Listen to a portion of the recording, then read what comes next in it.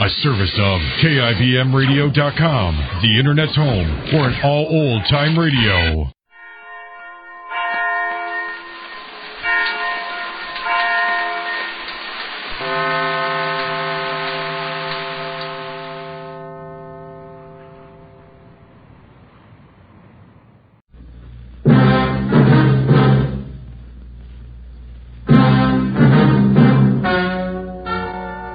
Ladies and gentlemen, the story you are about to hear is true. Only the names have been changed to protect the innocent. NBC brings you Dragnet.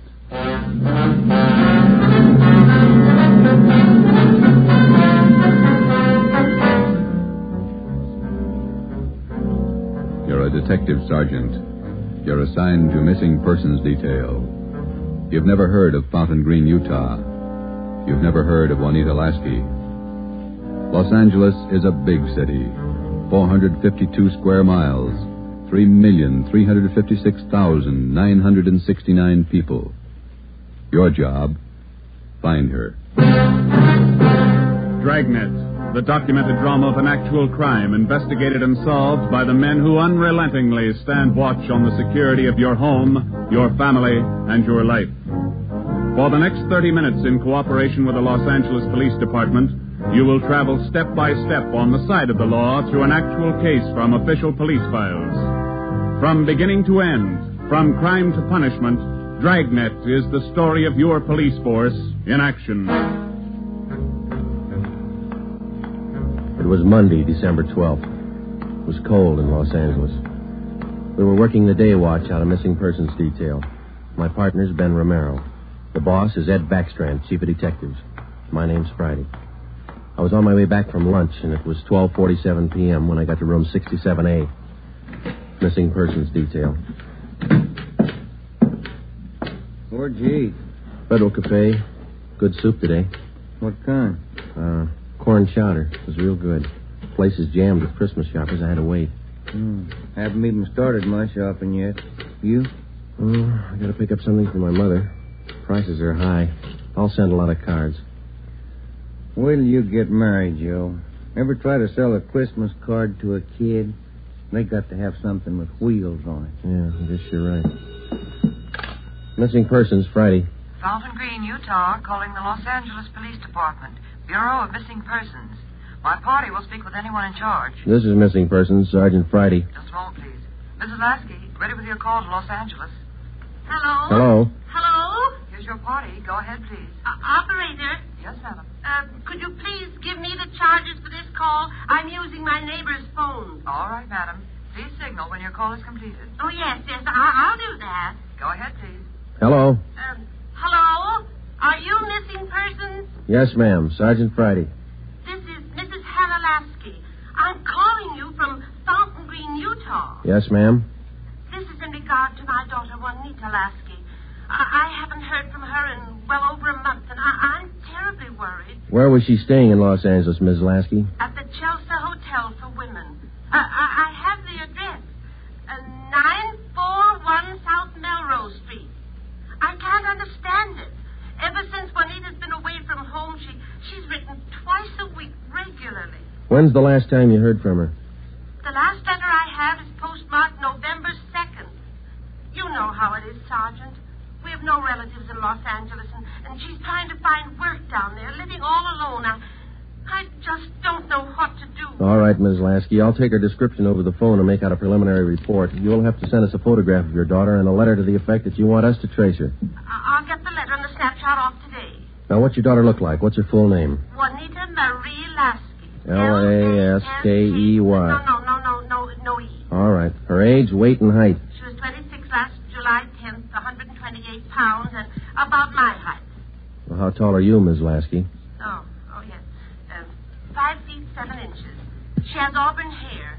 It's quite long, and her eyes are green. Okay, I got it. Any outstanding scars, birthmarks, anything that might help us identify her? But what's that? I say any outstanding scars, birthmarks, anything that might help us identify her. No. Juanita's a pretty girl. Nice disposition. Oh, that's about all, Sergeant. Where can we contact you, Ms. Lasky? 122 Brigham Young Street, Fountain Green, Utah. When you find Juanita, I wish you'd have her call me right away. I'll pay for the call. We'll do that, Ms. Lasky. What's your number up there? This is the neighbor's phone, but they'll call me. It's Fountain Green 14R2. Yeah. You will try to find her as fast as you can. We'll go to work on it. Well, Juanita always comes home for the Christmas holidays. Do you think she's all right? I wouldn't worry about it, Ms. Lasky. We'll call you just as soon as we get any kind of a lead on her. Oh, thank you so much, Sergeant. And if there's any charge, I'll be glad to pay it. No charge. If your daughter's in Los Angeles, I think we can find her. Oh, if there's anything wrong, you'll let me know right away? Yes, ma'am. You're very kind. Goodbye. Bye. What you got, Joe? Some girl owes her mother a letter. Come on, Ben.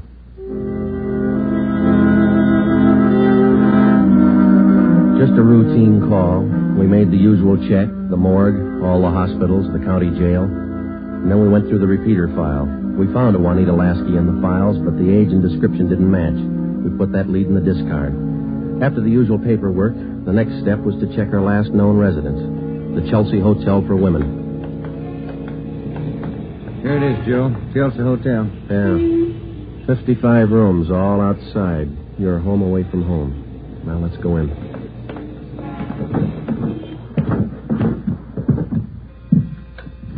Chelsea Hotel. Thank you. Here's the bell. Yes, sir. May I help you? We're looking for a Miss Juanita Lasky. I'll ring her room. Whom shall I say is calling? Is she in? I believe so. I just saw her about an hour ago. Okay, would you ring her room, please? Yes, sir. And whom shall I say is calling? My name's Friday. All right, Mr. Friday. Just a moment. Do you wish to speak with her on the phone, or shall I have her come down? Ask her to come down if she doesn't mind.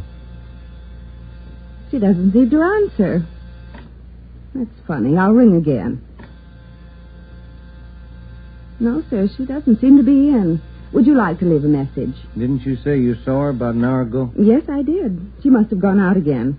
I wonder if we could check her room. Oh, no. Gentlemen are not allowed above the main lobby. I'm sorry, ma'am. We're from the police department. Missing persons. I'm Sergeant Friday. This is Sergeant Romero. Oh. You men are from missing persons, did you say? Yes, ma'am. Well, I'm sure Juanita's just stepped out for a moment if you'd care to wait here in the lobby. We haven't got much time, ma'am. We'd appreciate it if you'd show us her room. Certainly. I'll get the pass key. That's 215. The elevator's right this way. Thank you. What seems to be the trouble? Some friend of Juanita's missing? No, ma'am. Juanita. Juanita? I don't understand. Her mother's a little worried about her. Down this way. Here we are.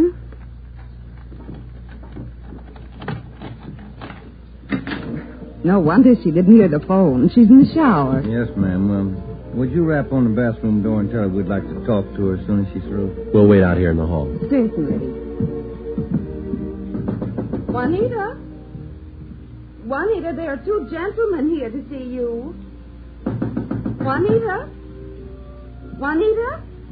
I'm coming in. It's Miss Waters. Sergeant? Yeah? There's no one in the shower. Well, it's running, isn't it? Yes, and I see a robe and towel all laid out. We better take a look around. Turn off the shower, will you? Yeah. She must have left in a hurry. Say, here's a fresh change of clothing on the bed. Where's the closet, ma'am? This door? Yes, that's right. Closet's full of clothes. There's a couple of pieces of luggage in there. This isn't like Juanita. Funny, isn't it? You say you saw her about an hour ago. Yes, I did. Coming in or going out? Oh, coming in, I thought. You have room service here? Yes, we have a coffee shop downstairs. Uh-huh. The tray of food here on the table hasn't been touched. Coffee's still warm. Shut that radio off, will you, Ben? Yeah. Could she have gotten out of the building without you seeing her? No, we don't have a rear entrance. You sure you didn't see her go out the front door just before we got here? No, I did not. How about her mail? She been picking it up lately? I think so. We can check that down at the desk. Yeah, here's some letters. Postmarked Utah. Return address. Mrs. H. Lasky. Mother. Let me see that other one, Ben. This is one of your telephone message forms? Let me see. Yes, that's right. Says long-distance call operator 2, Fountain Green, Utah. According to this slip, this call was received at 1:25 today. May I see that, Certainly. Sergeant? There you are. Yes, that's Edna's writing. Mrs. Tollefson took that call. She relieves me for lunch. Well, do you know whether she returned this call? Well, if she did, there'll be a record down at the desk. Uh-huh. Now, you're positive that you saw Juanita Lasky an hour ago. Yes, I'm sure. Just about an hour ago. 5'7", 128 pounds, green eyes, red hair. Red hair? Oh, no. Juanita's a blonde. Her mother told us that Juanita Lasky had red hair. Now, we weren't too surprised. A lot of women change the color of their hair. It would make identification a little more difficult, but not impossible. We checked down at the desk. Juanita Lasky had picked up all her mail, but she had not answered that long-distance phone call to Fountain Green. The next step was to question some of the people in the Chelsea Hotel who knew Juanita. We tried room 217. Yeah, oh. Gloria, these men are police officers. They want to ask you some questions. Oh, yes. Is it all right for them to... Yes, of course. This is an exception. Won't you come in? Thank you. What's your name, miss? Gloria Edgerton. You know Juanita Lasky? Yes, I know her.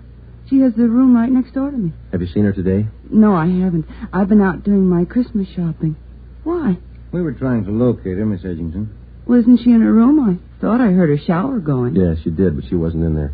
When was the last time you saw her? Last night at dinner. We always eat dinner together. Did she say anything that might lead you to believe that she was going anywhere today? No, she said she might do some Christmas shopping today, so I suggested she go with me, and she agreed. She said she'd let me know this morning. Did she? No, she didn't. I just assumed that maybe she was sleeping in, so I went on alone. Are you sure she hasn't just stepped out? We don't know. If you're just going down to the corner, it's a little unusual to leave the shower running, the radio on, and let your lunch get cold. Did she do that? How long has Juanita had blonde hair? Well, ever since I've known her, about 6 months. We moved in here together. We work at the same place. Where's that, Miss Edgerton? At the Dragnet building. We're elevator operators. I see. Who's your immediate superior down there? Darlene Camp. She's chief starter. Mm-hmm. You got that, Ben? Mm-hmm. She have many dates? No, not too many. Juanita likes to go steady. Who was her steady boyfriend? Paul Matthews. He works in the Dragnet building, too. He's in the dental lab for Dr. Welty, 6th floor. Well, is there anything else that you'd like to add that might help us find her? Well, are you sure she's lost? The Dragnet building is in the heart of downtown Los Angeles. It's a business and professional building. The cornerstone says erected in 1924, and it stands 12 stories high. The main entrance is on Hill Street. Going up. That's all in the car, please. All right, Marion. Going up. Get back in the car, please.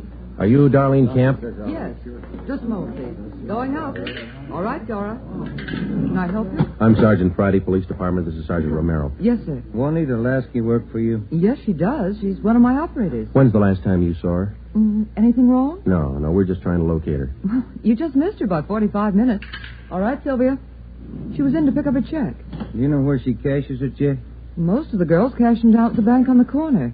There's only one around here over on 8th. You say about 45 minutes ago? Yes, that's right. Thanks very much, Miss Camp. Come on, Ben.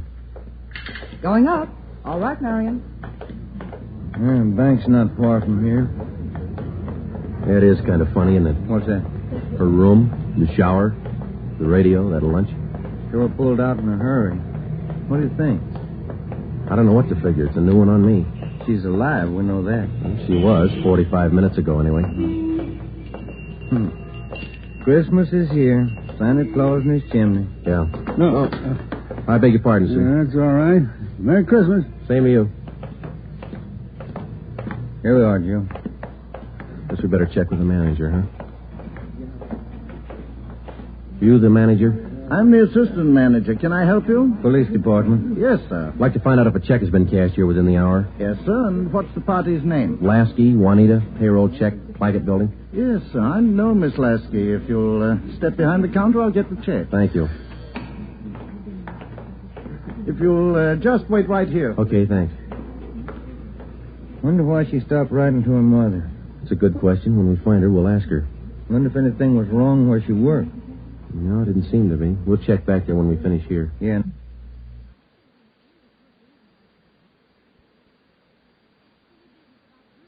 That boyfriend, Paul Matthews, too. Yeah. Oh, here's our man. Yes, sir. Here's the canceled check. I okayed it. You sure it's the same girl? The blonde girl, elevator operator in the Claggett building. Was she alone? Oh, I think so. Did she appear normal? No, she didn't seem to be as friendly as she usually is. Does she have an account here? She did have a small savings account here, but she closed it out about a month ago. I see. Well, here's our card. If you should happen to see her again, give us a call. I'll do that. Thank you very much. Entirely welcome. Merry Christmas. Merry Christmas. We went back to the Claggett building. Ben called the Chelsea Hotel from the phone booth in the lobby of the building. Miss Waters, the manager, was keeping a sharp lookout, but Juanita Lasky had not been heard from. Paul Matthews worked in the dental lab for a Dr. Weldy. His office was number 637.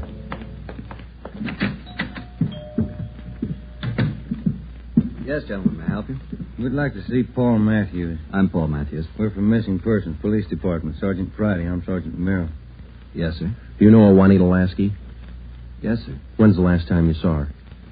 Saturday night, we went to a show. Is there something wrong? We're trying to locate her. Do you see a lot of each other? Yes, we do. I don't understand. Miss Lasky disappeared from the hotel a couple hours ago. Thought maybe you might know where she is. No, I don't. Today's a day off. Maybe she's out shopping. Has Juanita done anything wrong? No, it's just that her mother hasn't heard from her for quite some time. I can explain that. Juanita's an elevator operator here in the building. That's how I met her. They don't make much money, you know. Yeah. She was having a hard time making ends meet. She sends money home to her mother every month or so, and besides that, she's got to pay rent and buy clothes and eat. It's pretty rough. She seemed despondent over all this? No, I wouldn't say that, but she was kind of unhappy about not getting a raise. Do you have any outside jobs? No, sir, she didn't. What kind of a girl is she? What do you mean? Cheerful, good-natured? Oh, sure. Fine girl. We get along swell. I still don't get it. Well, maybe there's nothing to it. Just a routine check. I hope she's all right. When did all this come up? A couple of hours ago. We might have to check back with you. If I can help. Okay. Thanks for the information. Here's our card. If you hear from her, well, give us a ring. You don't suppose anything's happened to her? That's what we're trying to find out. Goodbye, Mr. Matthews.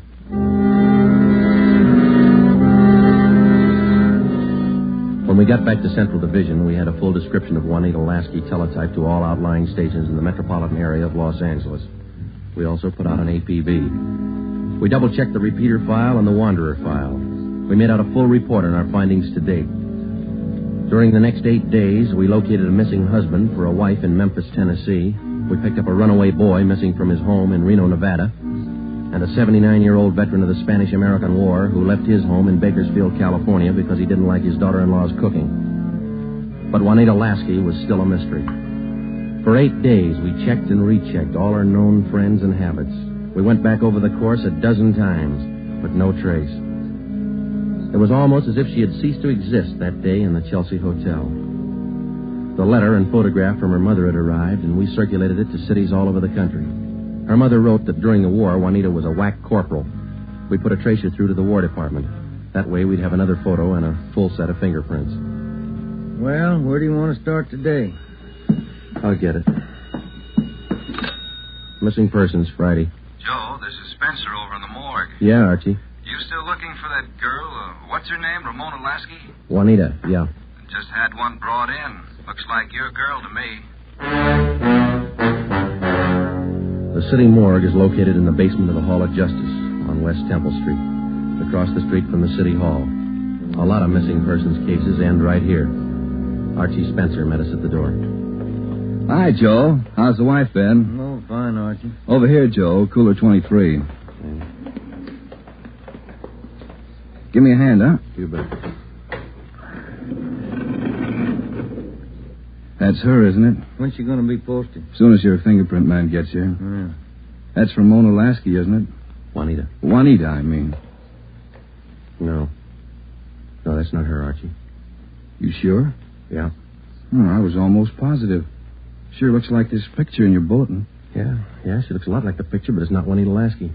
5'7", green eyes, blonde hair, about 130.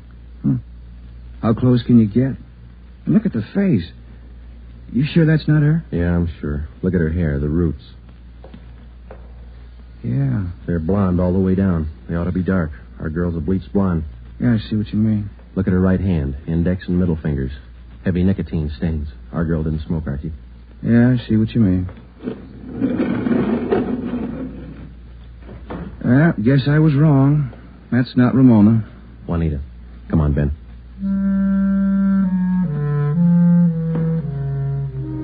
That afternoon, we got another phone call from Fountain Green, Utah, Juanita Lasky's mother. We told her we hadn't found any trace of her daughter. It was a hard job. We had answered calls like this before, but maybe it was just the season of the year. Somehow, we felt that we had to find Juanita Lasky by Christmas. We covered every angle we could think of. We kept close watch on all incoming reports. We stayed in close contact with her friends and Miss Waters at the Chelsea Hotel. Regardless of the name on the incoming reports, we checked every set of fingerprints against those we had received on Juanita Lasky from the War Department. Still, no trace. December 23rd, we checked in for work at 8:30 a.m. Chief Ed Backstrand wanted to see us. A little something on the Lasky girl. Might help you. What is it, Skipper? Man by the name of Willard Harris. Owns a bar out in Pomona. Phoned in this morning. Yeah? Found a woman's handbag left in the bar. Driver's license made out to Juanita Lasky. Why'd you think to call us? He's got a television set in his bar. Saw the Lasky girl's picture on Sergeant Rosenquist's broadcast last night. How about the girl? Says he can't place her. You better hop out and pick up that purse. Willard Harris owned the Mission Trail Bar. It was in the bus terminal in the heart of Pomona. The Christmas traffic was heavy all the way out Garvey Boulevard. It was 10:45 when we pulled up in front of the bar. Willard Harris was inside taking a liquor inventory when we walked in. How do you do? You, Mr. Harris? Yes, that's right. You fellas with General Liquors? Los Angeles Police Department. My name's Friday. This is Sergeant Romero. Oh, say. Glad to know you boys. Yeah, I called Los Angeles this morning. We came right out. Say, how about a little eye-opener? Got some fine Irish whiskey. No, thanks, Mr. Harris. How about your partner there? No, thank you. All right, boys. Guess you want that purse, huh? Yes, please. Yeah. Here you are. Just as I found it. I opened it up to get the owner's name, but that's all. Didn't touch a thing. Okay. Thanks, Mr. Harris. You said that you didn't remember seeing a woman who left this. No, I don't. Herb works with me here. He might have seen her, but he didn't. I asked him the night we found it. How long ago did you find this purse? Oh, better part of 2 weeks. No, a little closer to a week. Yeah, about 8 days ago. I usually hold something like this for 30 days. That's the law, you know. Yeah. But I saw that fella on the television on that missing persons program. That's how come I called you, boys. Well, thanks very much, Mr. Harris. That's all, boys. It's cold out this morning. Sure you don't want a little, Nick? No, thanks, Mr. Harris. Goodbye. We checked the personnel at the bus terminal, but none of them seemed to recognize Juanita Lasky's photograph. We checked the contents of her purse, but we found nothing unusual. 4 $1 bills and some change and the normal things women carry. Since it was money in the bag, we felt sure that Juanita Lasky had lost the purse herself. That meant that she was alive 8 days ago, 2 days after she walked out of the Chelsea Hotel. It's the only print carried on a California driver's license. It matched the same print on the War Department record. It didn't prove anything except that all the evidence tied in and belonged to the girl we were looking for, Juanita Lasky. The next morning, December 24th, we checked in for work at 8:30. Morning, Ben. All right, Joe, here's the daily report. You want to check them? There's a mess of them. Let's get at them. You look through any of them yet? No, not yet. I figured I'd wait for you. All right, I'll take half, huh? Got any shopping done? No, you? It's on. Lunch hour mostly. Mm-hmm. Found some nice cards. Be sure to send me one. Yeah, I'll hand it to you in the morning. Let's trade shaving lotions like we did last year. If I get any. You can get some. My kid's got a bottle all picked out for you. It's called South Pole for that cool feeling. Yeah. Well, he's only a kid. Feeling, wasn't it? Better when he gets older. So he'll do it. Tell Ted, Friday, on the Lasky case. Thanks, Holmes. Oh, Ben, listen to this. Yeah? Bureau of Criminal Investigation, Sacramento. Here's a kickback on our APB. Yeah, what's it say? Reading your APB, number 43 on 12-1248. Our records disclose that Juanita Lasky applied for a position of civilian clerk at Marchfield, California, U.S. Army Air Base, using alias Gene Davis. How about the fingerprint classification? Yeah, let me find it. Yeah, FPC. Key 19, primary 32/32, inner over outer, final 15/17. Prints check out. That's our girl, Joe. The Sacramento report stated that Jean Davis had applied for government work at Marchfield, California. Well, a couple of things dropped into place. Her purse had been found in Pomona. That's right on the main highway from Los Angeles to Riverside. And the application for a job at the Army Air Base a few miles beyond Riverside. We put through a long-distance phone call, and they told us that Jean Davis was employed there as a civilian clerk but failed to show up for work that morning. It seems like we run fresh out of luck every trip, doesn't it? Yeah, we get so close, and then she's gone again. What you think she's on the go for? If I could figure that, I could find her. I'll get it. Missing persons Friday. Yeah? We'll be right over.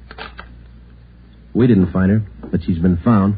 Juanita Lasky just walked into the Chelsea Hotel. We went over to the Chelsea Hotel. Technically, our job was completed now. Juanita Lasky had been found. We went over to make out a routine report. The streets were pretty jammed with last-minute Christmas shoppers, so we walked the last block to the hotel.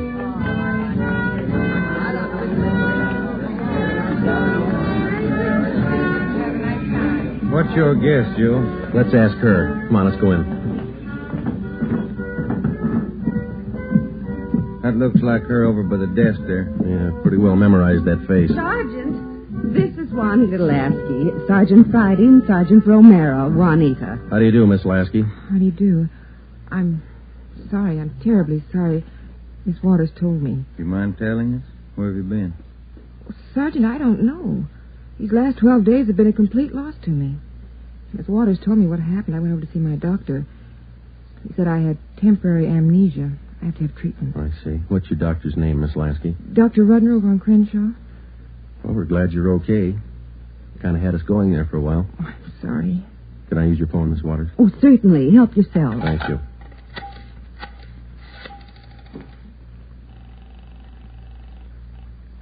Long distance? I'd like to place a person-to-person call to Mrs. Hannah Lasky, Fountain Green, Utah. That number is 14R2. Fountain Green, Utah, 14R2. That's right. Your name and number, please. Joe Friday, and this is Hempstead 8594. Thank you. Rate operator. Fountain Green, Utah, route and night person rate from Los Angeles. TC Mount Pleasant, Salt Lake, night person 140. Through Salt Lake. Salt Lake. Mount Pleasant. Mount Pleasant. Fountain Green. Fountain Green. Fountain Green, 14R2. Mrs. Hannah Lasky, Los Angeles, California, calling. Thank you. Ringing operator. Hello? Mrs. Hannah Lasky, please.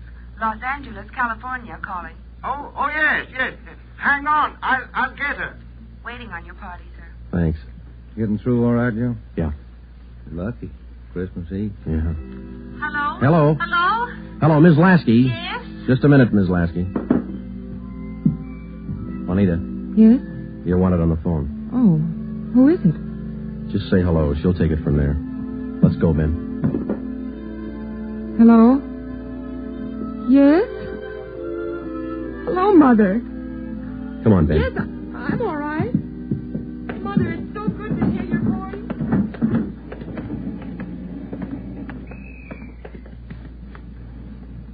See you tomorrow, Joe. Merry Christmas.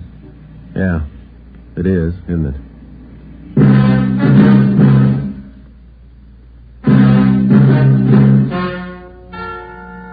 The story you have just heard is true. Only the names were changed to protect the innocent. Upon further examination by competent medical authorities, Juanita Lasky was found to be suffering from periodic spells of amnesia. She was given treatment, and a complete cure was effected.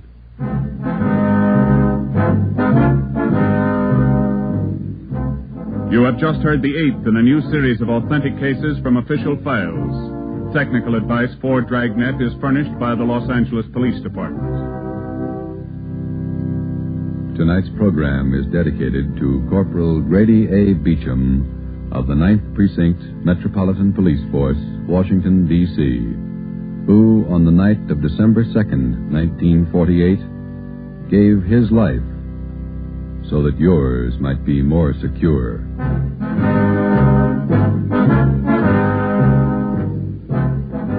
Dragnet came to you from Los Angeles. This is NBC, the national broadcasting company.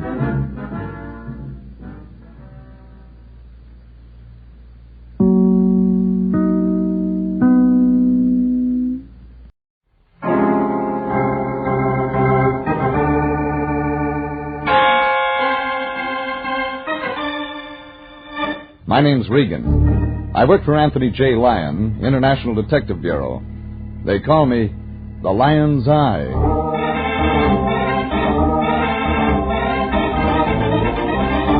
Wednesday at 9, and CBS brings you Jeff Regan, Investigator, starring Frank Graham as Regan with Frank Nelson as Anthony J. Lyon. So stand by for mystery and suspense and adventure in tonight's story of Some Enchanted Carhop.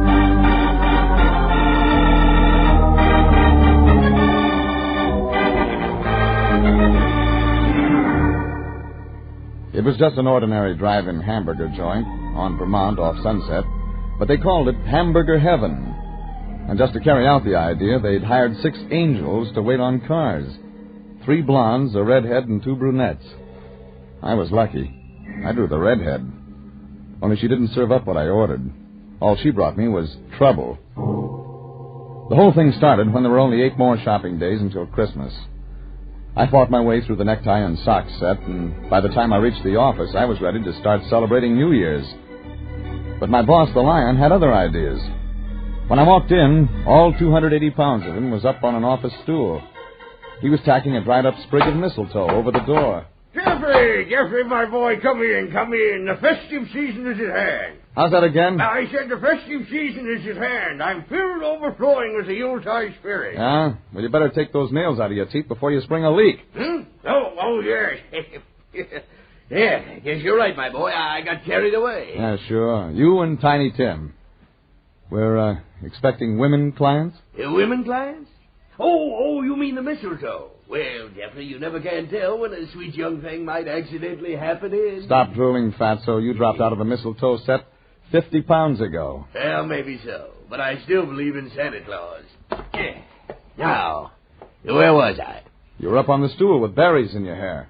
No, I mean about the new client. What have I told you so far? That the festive season is at hand? Huh? Oh, then I haven't told you about our new client. His name is Ward Hamilton, Jeffrey. He was in just a few minutes ago. Fine figure of a man. Well-dressed, distinguished, and prosperous. That explains the Christmas spirit. How much? Jeffrey, the Christmas spirit cannot be measured in terms of money. This is the time of goodwill toward men of unselfish devotion. Sure. How much unselfish devotion did he buy? $50 worth. It's something about his niece or daughter or some friend or something. What about them? Well, it seems this girl's been receiving packages, flowers, candy, that sort of thing. Well, what's so mysterious about that? Doesn't she know it's Christmas? Well, for some reason or other, Ward Hamilton says she's worried about them. He'll tell you all about it when you see him. The address is on the desk. It's out on Iredell Road in North Hollywood. So I find the Santa Claus that's been sending the packages. Say, that's right. This case does fit right in with the season, doesn't it? Sure. And Merry Christmas to you, too, Fatso.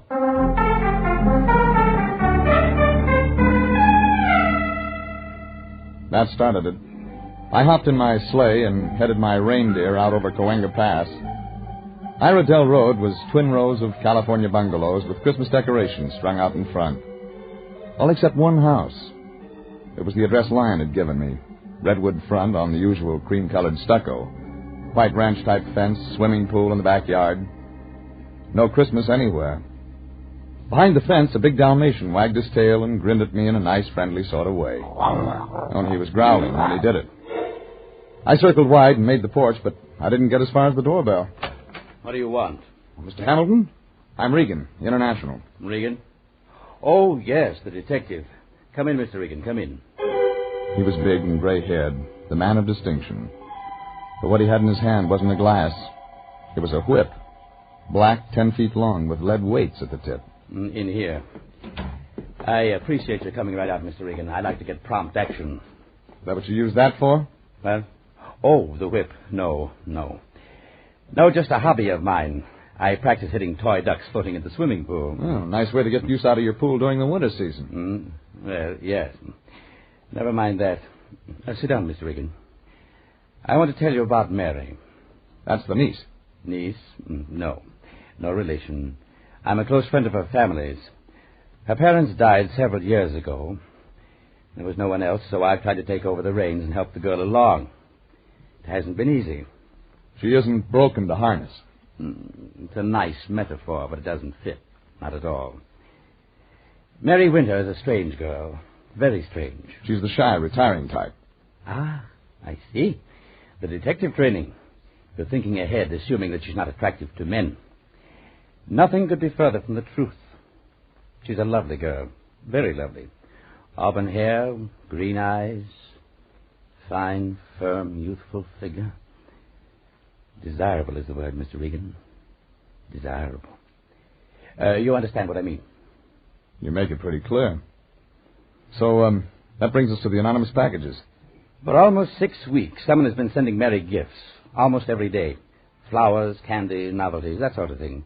No name, no indication where they come from. Mary has no idea either? No. But she's reacted to them badly. They're making her nervous, upset. There's something I can't afford to have happen. Come again? Mr. Regan, I can observe that there's little use in trying to keep anything back from you. My interest in the package matter is because of money. Now the story begins to make sense. Mary is strange. Perhaps I should have said peculiar. Her aversion to men is almost, well, I've been sending her to a Mr. Farthing, a human relations counselor. A psychologist? Something like that. And it costs money? Yes, it costs money. The more delay in cure, the more it costs. Frankly, Mr. Regan, I'm tired of the obligation. She work? Yes.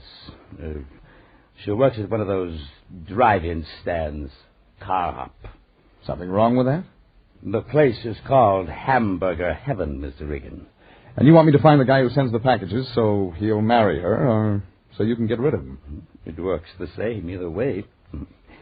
You'll take the job, Mr. Regan? Sure. I'll find your guy. Maybe he'll look good under your Christmas tree.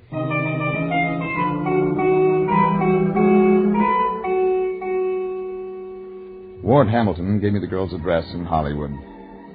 It was a tired stucco 4-flat just off Kingsley, the home of Mary Winter, the girl who hated men. And then it was too easy. Standing out front near the curb was a little man in a trench coat. He carried an umbrella over his arm, and he paced up and down, watching the apartment. That was too good a bet to pass up. You going somewhere? I beg your pardon? Someone you know lives in there? Why, that's none of your business, sir. The name of the friend wouldn't be Mary Winter. Get out of my way. That's what I thought. Hold it. Let go of my arm. Let go, I say. Why are you watching Mary Winter's apartment? I warned you. Let go. Let Answer go. me. Very well. I'll answer you. The umbrella in his hand came down on my wrist, and he broke for the corner. By the time I turned, he was out of sight. On the ground, broken, was the little man's umbrella. I picked it up. Real break. Name engraved on the handle. In nice big gold letters, it said, Smith. I headed for Mary Winter's apartment.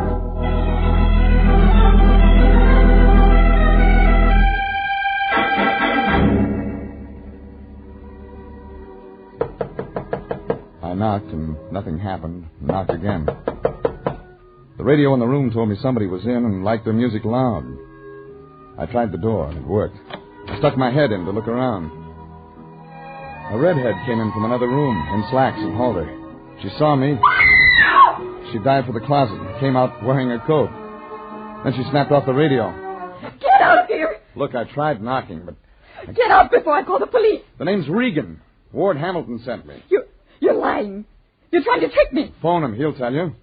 What do you want? About the presents you've been getting. Tell me. I'm not sure.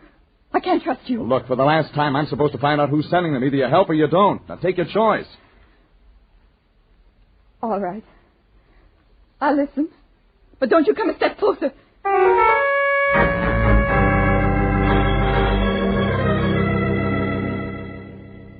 I sat down. One corner of the room. Redhead, other corner.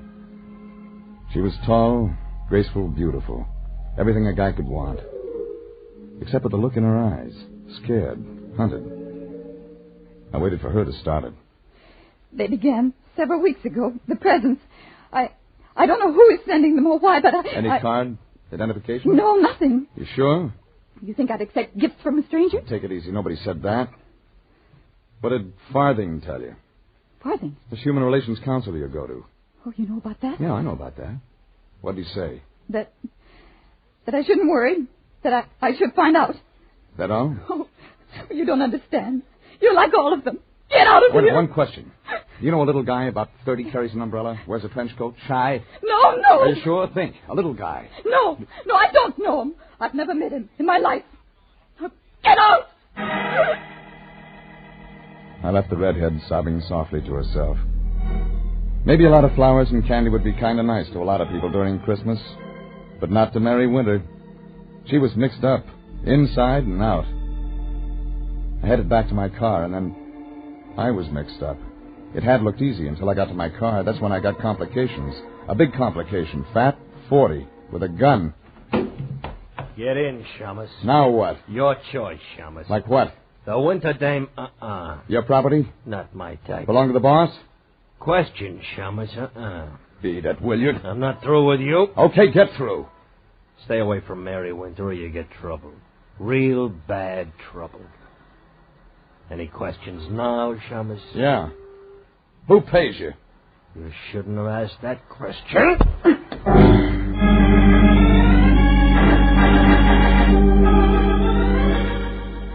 It looked like it was going to be a real holiday season. Brotherly love all over the place. The next stop was a man named Mr. Farthing. Only the sign on the door said John J. Farthing, Human Relations Counselor. It was a plush layout. Waiting room the size of a box top.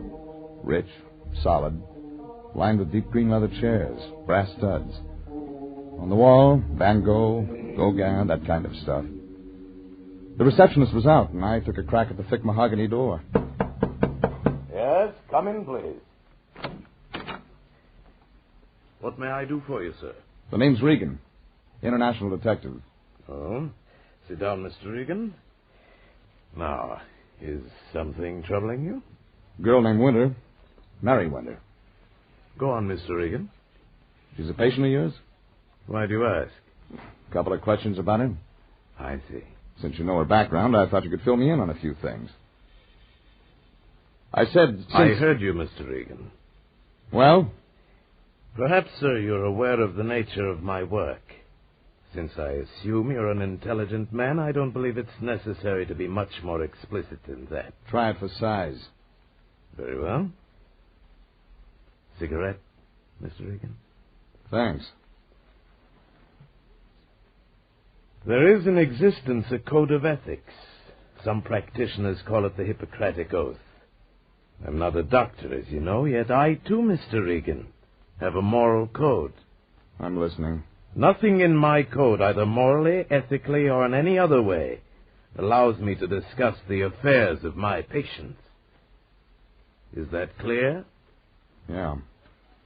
That's clear. I'm sorry I can't assist you in whatever it is you're trying to do, Mr. Regan. I'd like to help, but as you see, my hands are tied. That makes two of us. Thanks. Thanks a lot. Mr. Farthing, gray suit, ivory cigarette holder, and gold cufflinks, stood up and shook hands solemnly. I left. He'd given me nothing. And there was only one thing wrong with that. Mr. Farthing was right.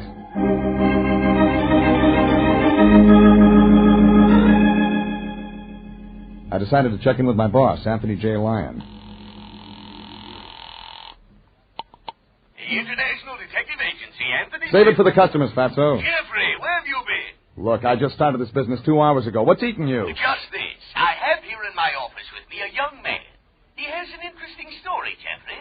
It seems he's been sending gifts to one Mary Winter. What? That's correct, Regan, the man you're supposed to be looking for. Well, don't just stand there. Get over here at once. This young man can't wait all day for lazy detectives. And besides, he needs help. He needs help. Yeah, that's right, Jeffrey. The man you were supposed to find. His life's in danger.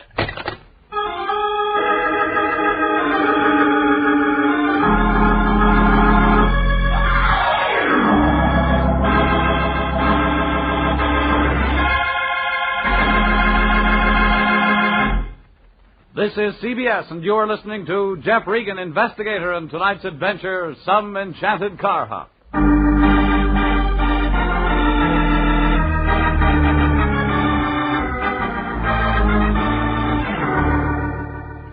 It started when a guy named Ward Hamilton hired the Lion and me to find out who was sending packages to a Carhop named Mary Winter.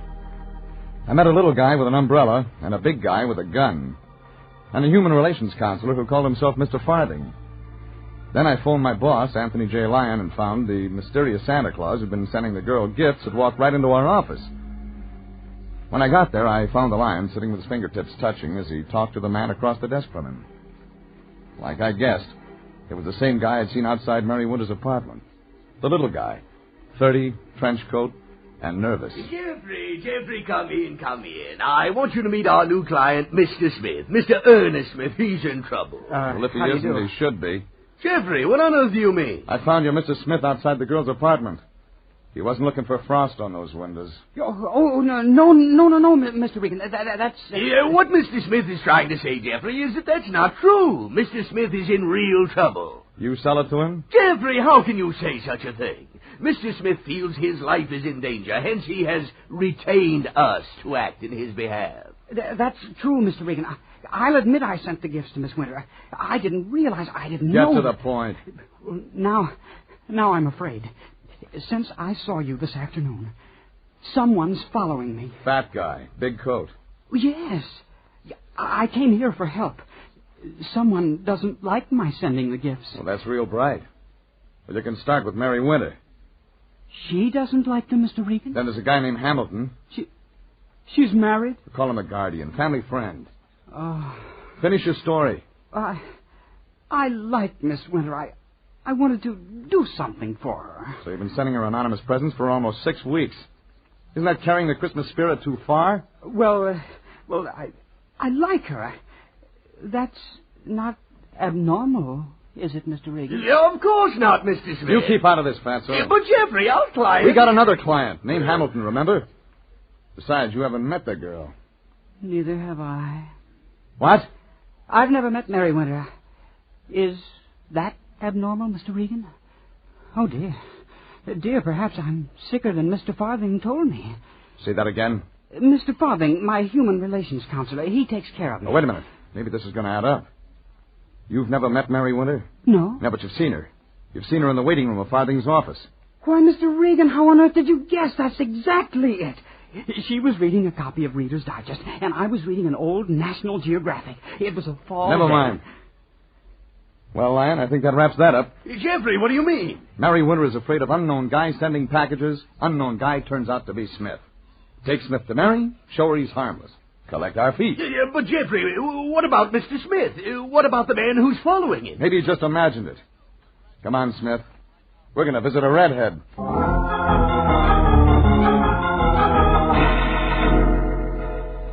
The Lion didn't believe Smith imagined it any more than I did. But he only sputtered, and I loaded Smith into the car and headed out to Mary Winter's apartment. It looked simple. Then, like a glass of mild eggnog. What I didn't know was that somebody had slipped me a zombie. It was turning dark when we pulled up in front of the place. Smith stayed at my heels like a sheepdog. I knocked. This time she opened the door. Oh, Mr. Regan, what are you doing here? Brought your Christmas present. Only this one's harmless. Oh, no. Take no. it easy, sweetheart. Just a guy named Smith. You might even like him. No, please go away. Please go away.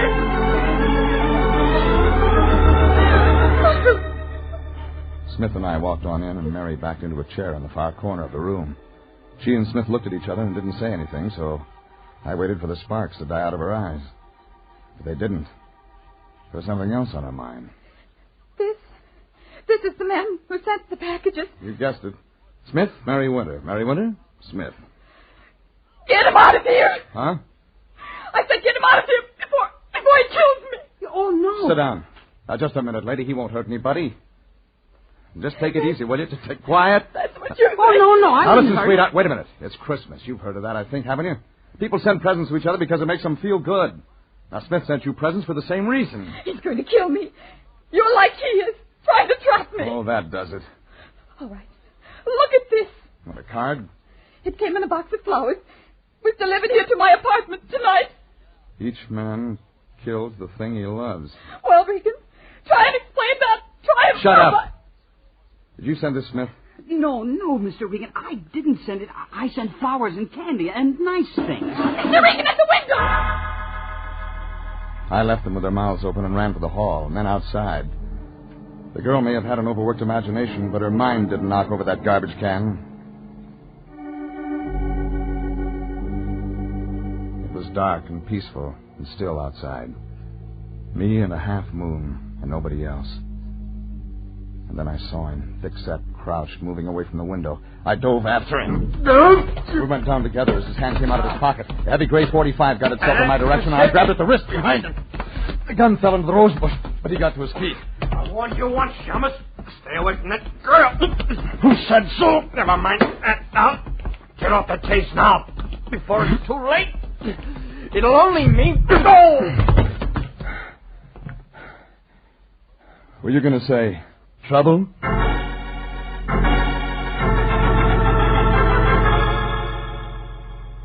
The big guy was 200 pounds of unconscious as I bent over him. A heavy camel hair coat was wrapped around him. The same guy I'd seen before.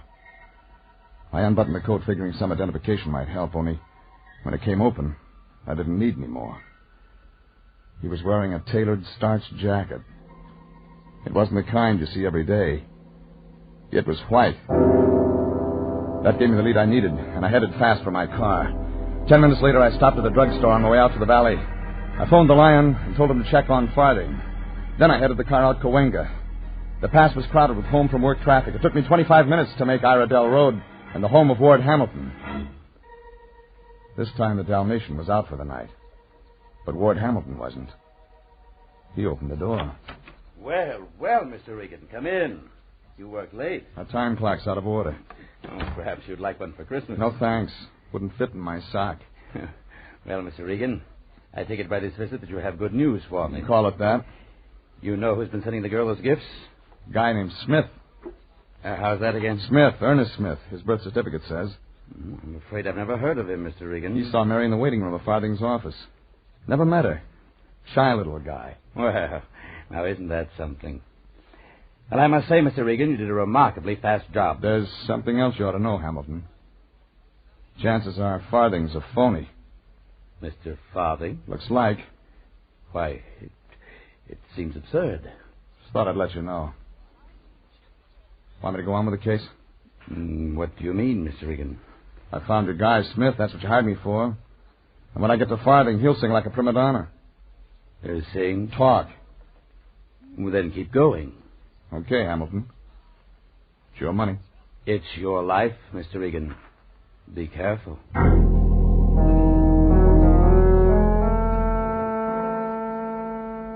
I made a fast phone call to the Lion on my way back into town, and that tied it up. Farthing was working late when I got there, only when he looked up and saw me, he wasn't happy. What do you want? Conversation, a lot of it. Mr. Regan, I must ask why you've come to my office at this hour. I told you, for conversation. Then I may regard this whole thing as a sort of joke? Maybe. Only the laughs you'll get wouldn't get by even on television. I demand an explanation of your attitude. Fair enough. Start with your name. Not Farthing, it's Farnham, Howard Farnham. You want more? Where did you get that? I had a phone conversation with my boss. He's got ways of getting things. Like your record. 5 arrest bunco, 1 arrest forgery, 1 arrest fraud. No conviction. You were lucky.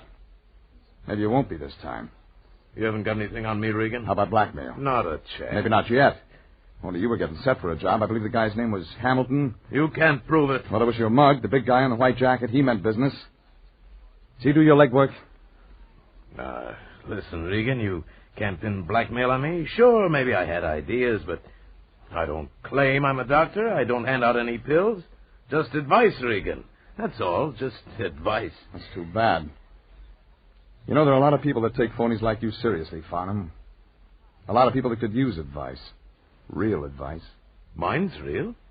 They say, should I marry him? And I say yes or no, depending... On how much there is in it for you. What do you want from me, Regan? Who paid you to put the B on Mary Winter? Never mind, Farthing. You won't have to answer that. Come on in, Hamilton. I've been waiting for you. You're bragging, Mr. Regan. It made sense if I could get you to join Farthing and me. You might have something to say. You're showing up. Check my story. What story? Like this. A man named Hamilton's supposed to look out for a young redhead named Mary Winter. Only Hamilton takes one look at this number, and suddenly he's not fatherly anymore. He decides to move in for himself. The third. Is it? You convinced the girl she couldn't trust any man in the world but you. Should have been the other way around. You're the one she couldn't trust. Isn't that right, Farthing? Leave me out of this, Regan. I run a legitimate business. Leave you out? Well, that wouldn't be fair. You were the guy Hamilton came to with money. He paid you to tell Mary Winter who was the man for her. Am I right, Farthing? You're lying, Regan. No, I'm not. Everything worked fine until along came a nice, shy little guy with an umbrella, Mr. Smith. Met Mary in Farthing's waiting room, starting sending her presents. You know, that must have really stopped you, Hamilton, trying to figure out who was cutting in on your Romeo act. Regan, I've had enough out of you. I thought you were getting nosy. You hired me to find the guy, and I did. End of story. Except if anybody should happen to tell Mary Winter what kind of a guy you really are, Hamilton, you might suddenly find yourself out of a lifetime career. You'll never tell her, Regan. I'll see to that. Forget one item. For a last touch, you send Mary a threatening note. Really put the pressure on. You're washed up, Hamilton. This revolver says I'm not, Mr. Regan. Farthing, come over here, out of the way.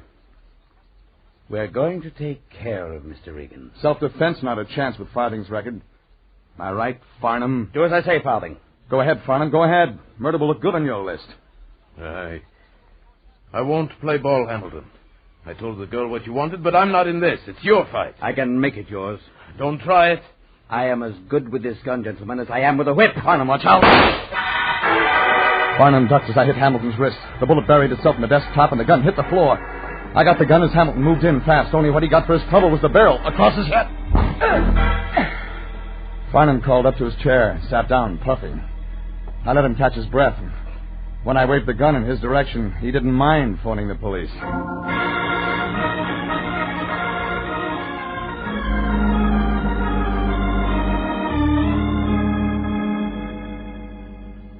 The heavy guy in the white jacket showed up bright and early for work the next morning, and the cop greeted him with a pair of handcuffs. He got off with assault and battery, and Farnham, alias Farthing, made the blotter for a light charge. Hamilton wasn't that lucky. His read assault with intent to kill.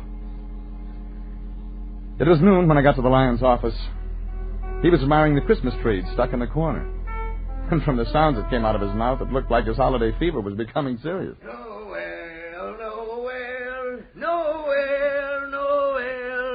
Born is the king of... hello, Jeffrey. They're looking for a replacement for Vaughn Monroe? Jeffrey, how unkind. It's the season for songs. Sunday is Christmas, my boy. And today is payday. So it is. Well, perhaps I could manage a small token, a sign of my gratitude. Thanks. Yeah, by the way, what about Mary Winter, the Carhop? How is the girl, Jeffrey? Oh, I left her with Smith last night when I went after Farthing's mug. Jeffrey, you didn't. Alone together? And that girl hating all men, and that boy shy, backwards? Jeffrey, how could you? How cruel. It's too late now, Lion. Maybe we'll read about it in the afternoon paper. Double murder. Double hamburger. What did you say? I drove by Mary's drive-in this morning. There was a car parked there. Jeffrey, you mean... Little guy behind the wheel, trench coat, umbrella. He looked an awful lot like our boy Smith. Then you talked to them? For a minute. Oh, wonderful, wonderful. Tell me, Jeffrey, tell me. What did Mary say? She said, with or without onions. Merry Christmas, Lion. Merry Christmas, Jeffrey.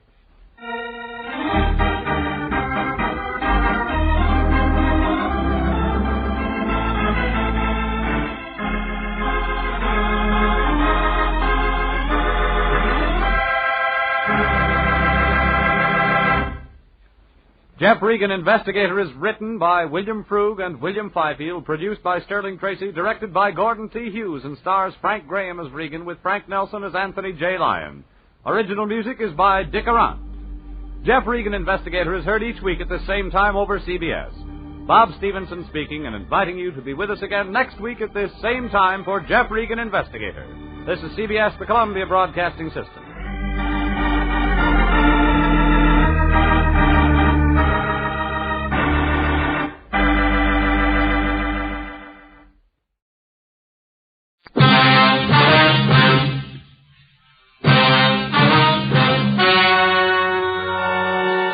gentlemen, the story you are about to hear is true. Only the names have been changed to protect the innocent. Fatima Cigarettes, best of all long cigarettes, brings you Dragnet.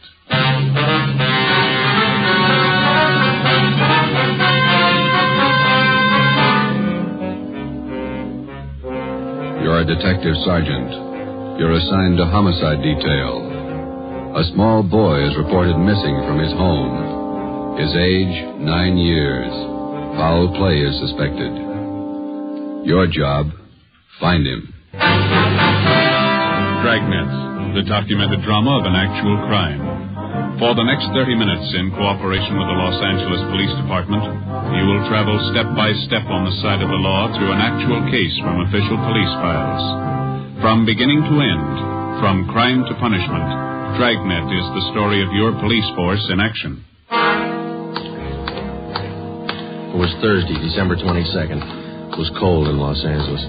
We were working the night watch out of homicide. My partner's Ben Romero. The boss is Thad Brown, chief of detectives. My name's Friday.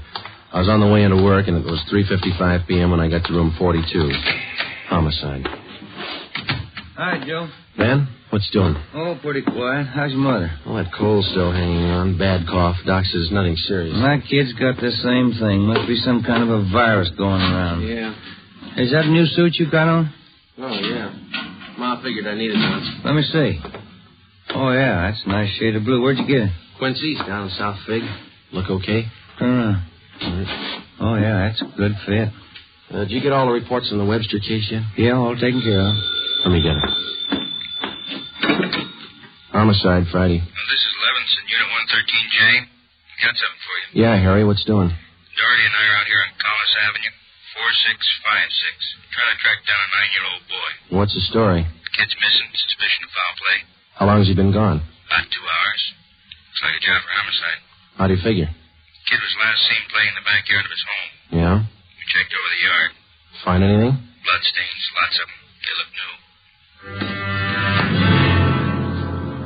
Ben and I left a message for Chief of Detectives Thad Brown. Then we went over to the crime lab, picked up Lieutenant Lee Jones, and drove out the Arroyo Seco freeway to Collis Avenue. It was an average neighborhood. Number 4656 was a one-story green stucco residence situated on the corner of Collis Avenue and Harrison Drive. Beyond the backyard was a tract of undeveloped land covered with scrub oak. Harry Levinson from Highland Park Juvenile was waiting for us in front of the house. Back this way, fellas. I'm coming, Lee. Wait till I get my back. Okay. Who notified you that the boy was missing, Harry? The mother said she went out to do some Christmas shopping about 11 this morning, left the boy home. She came back about 2 this afternoon. He was gone. What's the name? Johnstone. Kid's name is Stanley, 9 years old. Mm-hmm. Was this gate open like this when you got here? Oh, yeah, I haven't touched the thing. Here are the stains over here, Lieutenant Jones, along the edge of the walk, see? Yeah. Let me see. Quite a few stains, huh? Looks like it might be blood. I'll try some benzodine on these spots here. There we are. See what happens? Where's the kid's mother now, Harry? In the house. Doherty's talking to her. Did you talk to any of the neighbors? People next door. One's on this side. They couldn't tell us anything. There it is, fellas. Yelly? These spots I covered with benzodine, they're turning blue. Bloodstains, all right. Can't say definitely whether it's human or animal blood. Mm-hmm. You have to go back to the lab to run it through? Yeah, biological precipitin test. Hand me one of those glass vials from my bag, will you? Yeah. Okay, here you are. Thanks. Scrape some of these flakes off for a test. There we are. How soon can you tap the blood for us, Lee? Precipitin test won't run more than 20 minutes. It'll take 3 or 4 hours to run a blood grouping, though. That's it. Anything else you want to check? Levinson, anything else? Oh, right here, my handkerchief. Empty shell. That marker over there by the rose bush, that's where I found it. From a .22, huh? Yeah. Might tie in, might not. Mark it and dump it in this envelope, will you? Oh, yeah. Shell. There you go. Did you get out a missing broadcast on the boy, Harry? Doherty did about half hour ago. Oh, here's a description here. Thank you. Mother know about the bloodstains? No, we didn't tell her. She's worried enough already. And she has no idea what might have happened to her boy? No more than we do. She checked all her friends, relatives. We're covering the neighborhood. No trace so far. Not much to go on. Bloodstains, empty cartridge. Could mean 100 things. Any ideas, Friday? Yeah, just one, and I don't like it.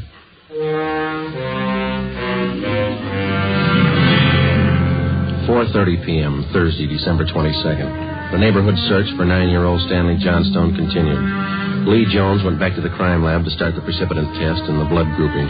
Levinson and his partner Doherty from Highland Juvenile stood by. We called Chief of Detectives Thad Brown, and he ordered up a special detail to aid in the search for the missing boy. Ben and I questioned the boy's mother, Mrs. Ruth Johnstone, a woman in her early 40s. She seemed fairly calm under the circumstances. Miss Johnstone, is your boy Stan in the habit of wandering off without telling you where he's going? No, he's not in the habit of wandering off, but he has done it before. When was the last time, Miss Johnstone? You don't have any children, do you, Sergeant Friday? No, I'm not married. Well, there comes that time in every young boy's life when he feels that it's time to leave home, to go out on his own. It usually happens somewhere around 8 to 10. I think I know what you mean. I got a boy. Well, then you know how it is. My husband and I scolded Stanley one day after school, and he was quite put out about it. He thought George and I were unfair. Packed a few of his things and left. How long was he gone? Oh, no time at all, about 2 hours. I was worried about him, but my husband said to leave him alone, said every boy had to go through that stage. Well, then you think he's run away from home again this time? Yes, I think so. He's been gone about 4 hours now, and I have a funny feeling about it. Did you and his father have some misunderstanding with the boy recently? Well, that's just it. We haven't. I don't mind telling you now that we're talking about it. I am getting worried. Any place around that he might like to visit? Hobby shop, playground, where he might be? Yeah, there's Jensen's model shop and little Shanna Burrows, but I've already called him, and he hasn't been seen all day. I called all his friends. They have no idea where he is either. We'd like a list of all his friends and the places that he was known to frequent. Oh, yeah, all right, I'll get them to you. Where do you suppose he is? Where's your husband now, Miss Johnstone? Oh, he's at work. George works for the city. He's a fireman. What house is he stationed at? Engine Company 12. He's working the A platoon. He'll be home tomorrow morning. I haven't told him that Stanley's gone. Was there any chance that the boy might be down at the firehouse with his father? No, he seldom goes down there anymore. No, I don't think he's there. I'm awfully worried. May I call my husband? Certainly, go right ahead.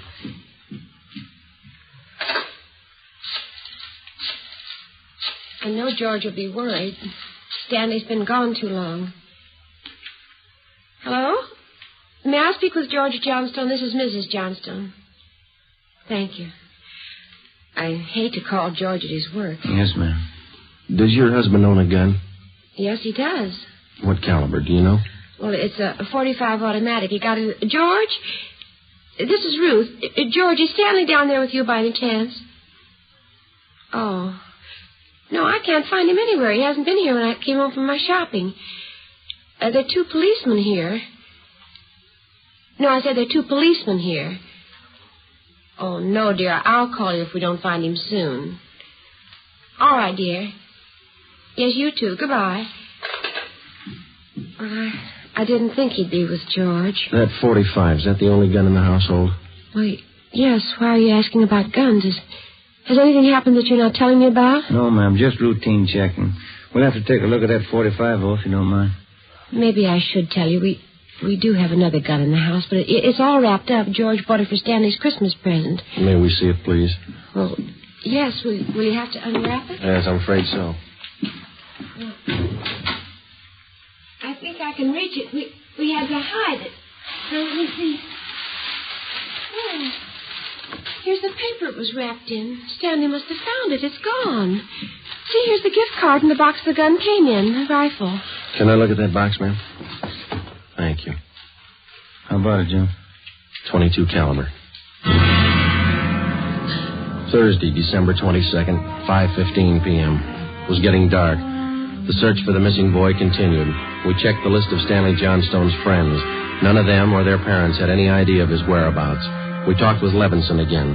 He had been in touch with the detail combing the neighborhood. They had found nothing. We went down to Collis Avenue and 10th Street, service station on the corner. 1 nickel, Joe? No, I got one. You watch for that, huh? Yeah.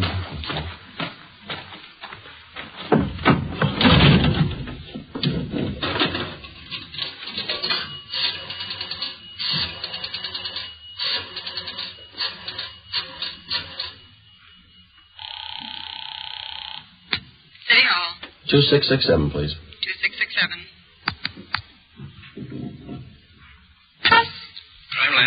Hi, Lee. Joe Friday. Yeah, Joe. Any sign of the Johnson kid? No, not yet. How are you coming? Finished the precipitin test. It's human blood. Yeah? Working with the blood group now. Do you know what type the Johnson boy has? Well, we didn't want to upset his mother. I thought we'd wait till the last thing. We're still in the neighborhood. Check with the family physician. That way you won't disturb him. Yeah, we figured on that. Oh, just a minute, Lee. Yeah, Ben. Boss just pulled up. Okay. Thad Brown's out here now. I'll check you later, Lee, huh? Yeah, right, Joe. All right, goodbye. Gentlemen, how's it going? Just checked with Lee Jones. Yeah, I know. It's human blood. What do you think? We talked with the boy's mother, Miss Johnston. Found a gun missing. Yeah. Caliber's the same as the empty casing that Levinson found. 22. You said the gun was missing. Yeah, the Johnstones were going to give it to the boy as a Christmas present. They had it hidden, but it's gone now. Any idea who took it? Well, they left the Christmas wrapping behind. I think it was the kid. 22 rifle, huh? 9-year-old boy. When are they going to learn? First, it's carbide cannons on the 4th of July. The city issued ordinance after ordinance, but a few thousand kids around the country had to lose their eyes, fingers, hands before the parents gives us their full cooperation to outlaw them. I know what you mean. Sure you do. You and every other cop in the country became the heavies trying to clamp down on them. It's always the same story. This time it's guns for Christmas. I know what you're thinking, but we're not sure yet. Listen, Friday, there's a city ordinance against giving a gun to a kid. You know that? Yes, I know that. There's a missing boy and a missing gun. There's blood on the ground and an empty shell. That's enough for me. We're going to stay with it. Something's got to break. Yeah. I hope it's not the hearts of that kid's parents. Oh, hi, Chief. I've been looking for you, Friday. What do you got, Harry? Found the gun. New 22 rifle. Strong smell of cordite. I'd say it's been recently fired. Where'd you find it, Levinson? Back up there in that scrub oak. Up behind the Johnston house. Mrs. Johnstone identified it. Buckley took it down to the crime lab. Thanks, Harry. Is Miss Johnston okay? Pretty sick now. Kilby came up with something else. What's that? There's another one missing. An 8-year-old boy. 6:30 p.m. We talked with Officer Kilby about the other missing boy. He told us that his name was Stephen Moorheim, 8 years old. His family had just moved into the neighborhood, and it seemed that no one besides the Moorheim family knew that the boys played together.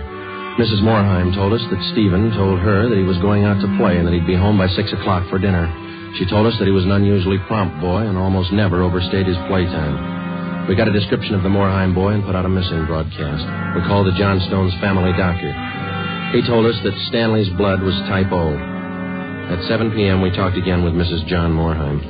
Are you sure Mrs. Johnstone doesn't know where the boys are? She has no idea, Miss Moorheim. It's terrible. It's just awful. I feel there's more to this thing. Something you're not telling me. Well, there's no use to upset you until we know a few things for sure. Then you are holding back something. Now, please try not to worry, Ms. Moorheim. There are certain questions we'll have to ask, routine questions in any kind of investigation. Is there anything else you want to know? Yes, ma'am. What is your boy's blood type? That's a funny question. Do you think anything's happened to him? Have you found him and you're not telling me? No, ma'am, we haven't found him. We don't think anything's happened to him. His blood type? Yes, ma'am. I think I have it written down in Stevie's baby book. Yes, here it is. Type O. Thank you. Wonder if I might use your phone, please? Yes, of course. It's in the hall. I'll be right back, then. Yeah, okay.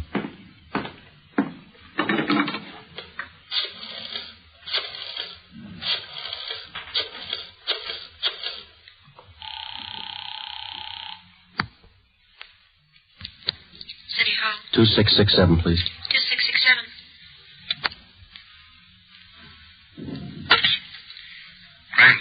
Hello, Ray. This is Friday. Lee there?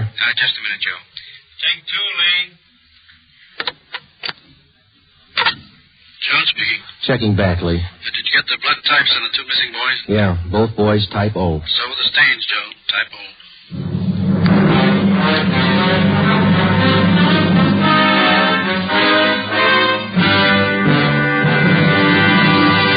You are listening to Dragnet for the solution to an actual case from official police files.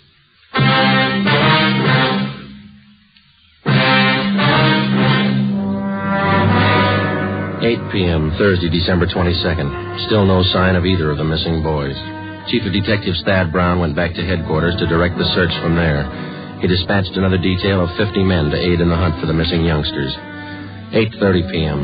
It was getting colder. The citrus growers were warned to expect a freeze. We went up the block to see Mrs. Johnstone. Her husband had quit work early and returned home. We talked with him. He could tell us nothing more than we already knew. We still had not informed either of the families about the bloodstains and the empty cartridge casing which had been discovered in the backyard of the Johnstone home. It was more than possible that they had a right to know about our findings, but Ben and I felt that there was no cause to add to the distress of the two families at this time. If the two missing boys were found alive and well, then the bloodstains in the cartridge case would be of no concern to the relieved parents.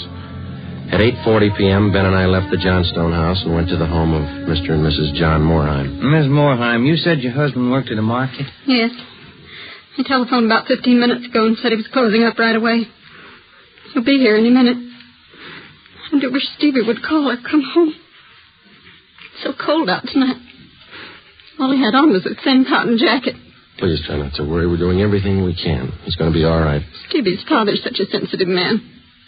He and the boy are so close. I know he's terribly upset. No, you're sure there's no place you might have forgotten? Someplace where the boy might be? No place. No. If anything happened to the boy, it'll just kill Joe. No. You sit still. I'll get it, Miss Moorheim. Joe? Hi, Harry. The Johnstone kid. He's been found.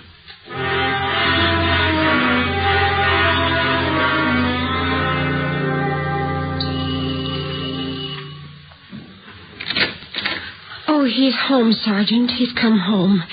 Thank God he's all right. Where's he been? Did he tell you? No, he didn't. His clothes were all dirty and he's acting strange. I've never seen him like this. How do you mean, Miss Johnson? Well, he just came in the front door and said, "Hello, Mom," and then he sat down in the chair and stared at the floor. He won't talk to his father or me. Do you mind if I talk to him? No, go ahead. I asked him about the little Moorheim boy, and he wouldn't tell me a thing. Where is he now? In the living room. Looks all right. Yes. Son, this is a police officer. He wants to talk to you. Now, don't be afraid, dear. He only wants to ask you some questions. Son. You see, Sergeant? Stanley, come on, look at me, son. Get your head up, youngster. Come on, now that's better. I had your mother pretty worried, you know that?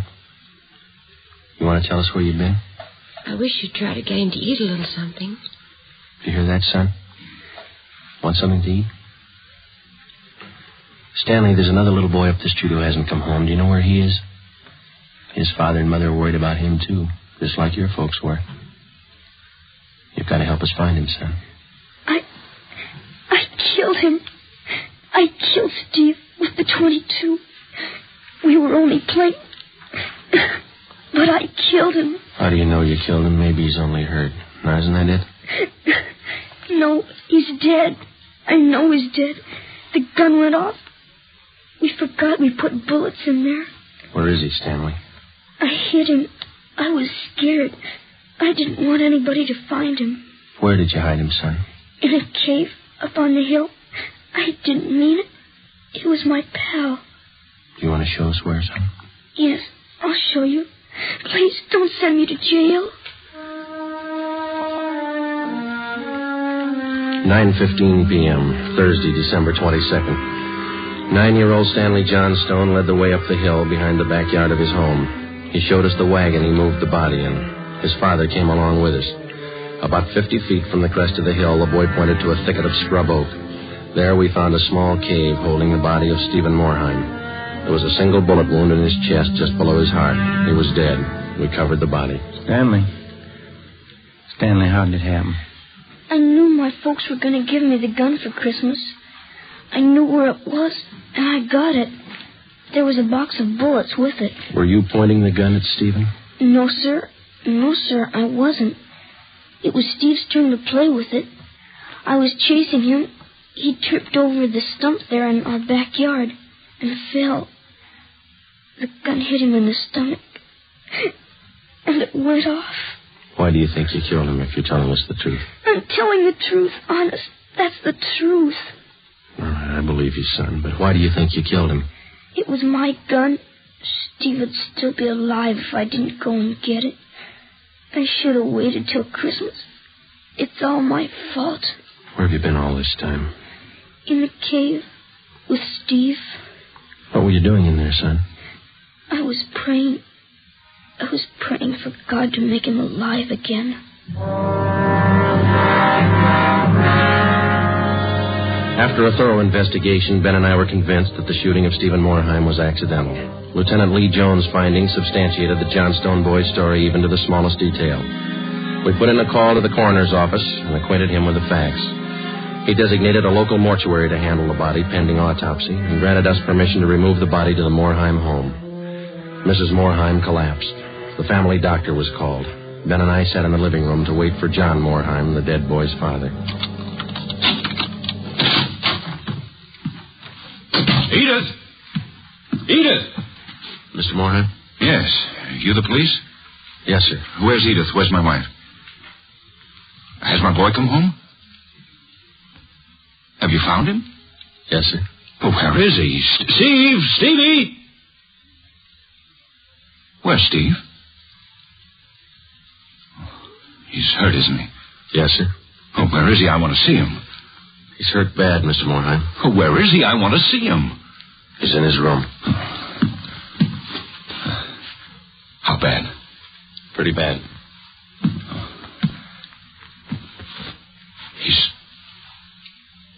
He's dead. All right, if I go in. If you want to. Will you go with me? Sure. Don't make it any harder on yourself, Mr. Morheim. I want to see my boy.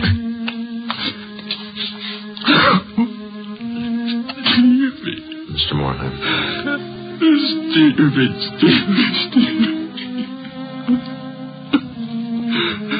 Listen to me, son. We've got you a lot of nice things for Christmas. Everything you wanted. I got you those 3 new cars for the train. The one with the search lights really works.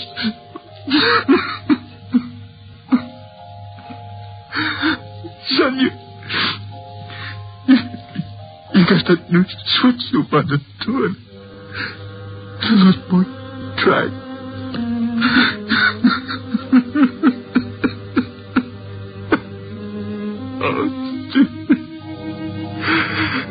Now you can have a big layout.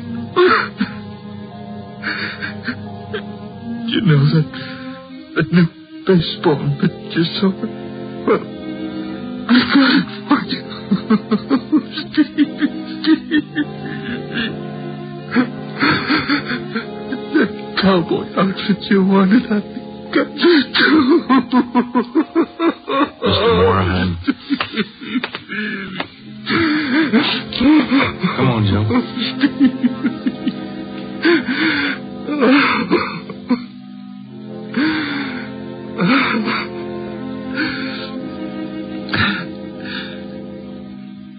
What happened? It was an accident. He was playing with the Johnstone boy at the street. Playing with a gun. He went off. What was the other boy's name? Stanley Johnston. It was an accident. Mr. Morheim, where are you going? I want to see that boy. We had no idea what the dead boy's father had in mind.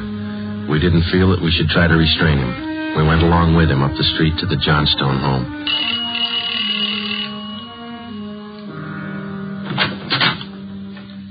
I'm Stevie's father. Where's your boy? I'm sorry. Where's your boy? He's right here. Won't you come in? It's all right, Mrs. Johnston.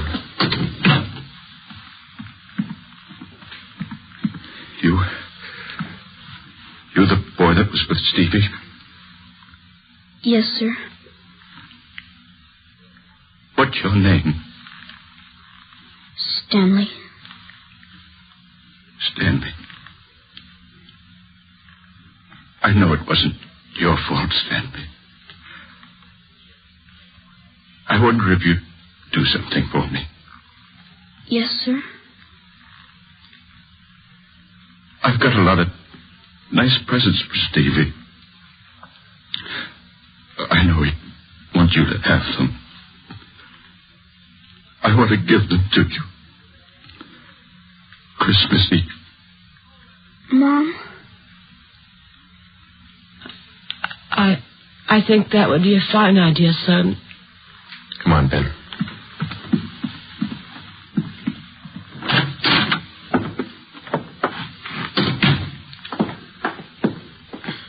Well, what does it all prove, Joe? You don't give a kid a gun for Christmas.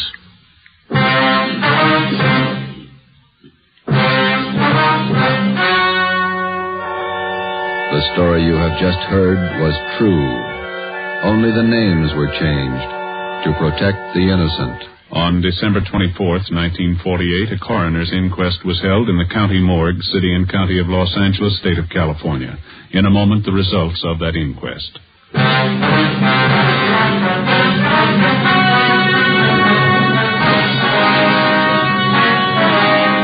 At the coroner's inquest, it was officially recorded that Stephen Morheim's death was the result of an accident. Stanley Johnstone, age 9, was absolved of any legal responsibility for his friend's death. You have just heard Dragnet, a new series of authentic cases from official files. Technical advice for Dragnet comes from the Office of Acting Chief of Police W.A. Wharton, Los Angeles Police Department. Dragnet honors Hennepin County, Minneapolis, state of Minnesota, and the men of the Hennepin County Sheriff's Office, another of America's great law enforcement agencies. One of these men, Sheriff Ed Ryan, veteran police officer and department administrator, who dedicates his life to making yours more secure. Fatima Cigarettes, the best of all long cigarettes, has brought you Dragnet, portion transcribed from Los Angeles. Be sure to hear songs by Morton Downey tonight on NBC.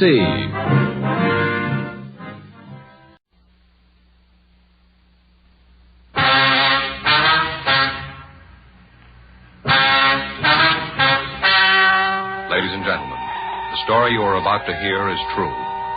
Dragnet.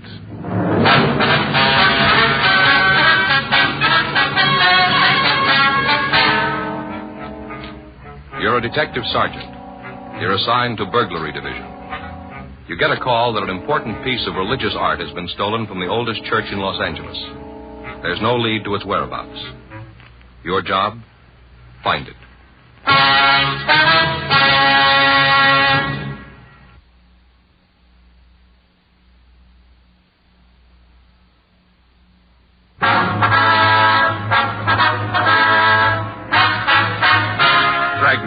The documented drama of an actual crime.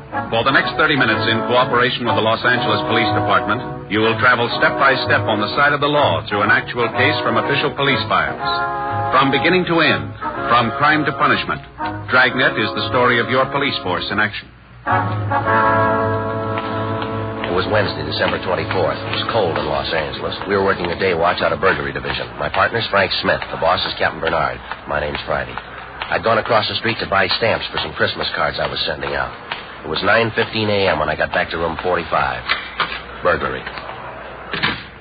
I sat down at a table in the squad room and I started to address the cards when Frank walked in carrying a stack of Christmas boxes. Hi, Joe. Hi. Christmas cards, huh? A little late, aren't you? Well, I was going to send them out Monday, but we had that stakeout. You ought to get married, Joe. Yeah? It's the only system. Faye does all that stuff for me. Laundry, mails, cards. Only system. Might help. I brought in your present. Want to open it now? No, I'll wait. I always open a couple a day before. Why? Well, it puts you in the spirit ahead of time. I opened Phil's this morning. Who's he? Faye's brother in Denver. Gave me a magazine. One of those funny ones. What do you mean, a comic book? No. One of those funny ones, you know. No, I don't, Frank. Well, some of the pages have holes in them. You look through and there's a picture on the next page. Oh, yeah, I've seen those on the newsstand. They have cloth pasted in. Cloth?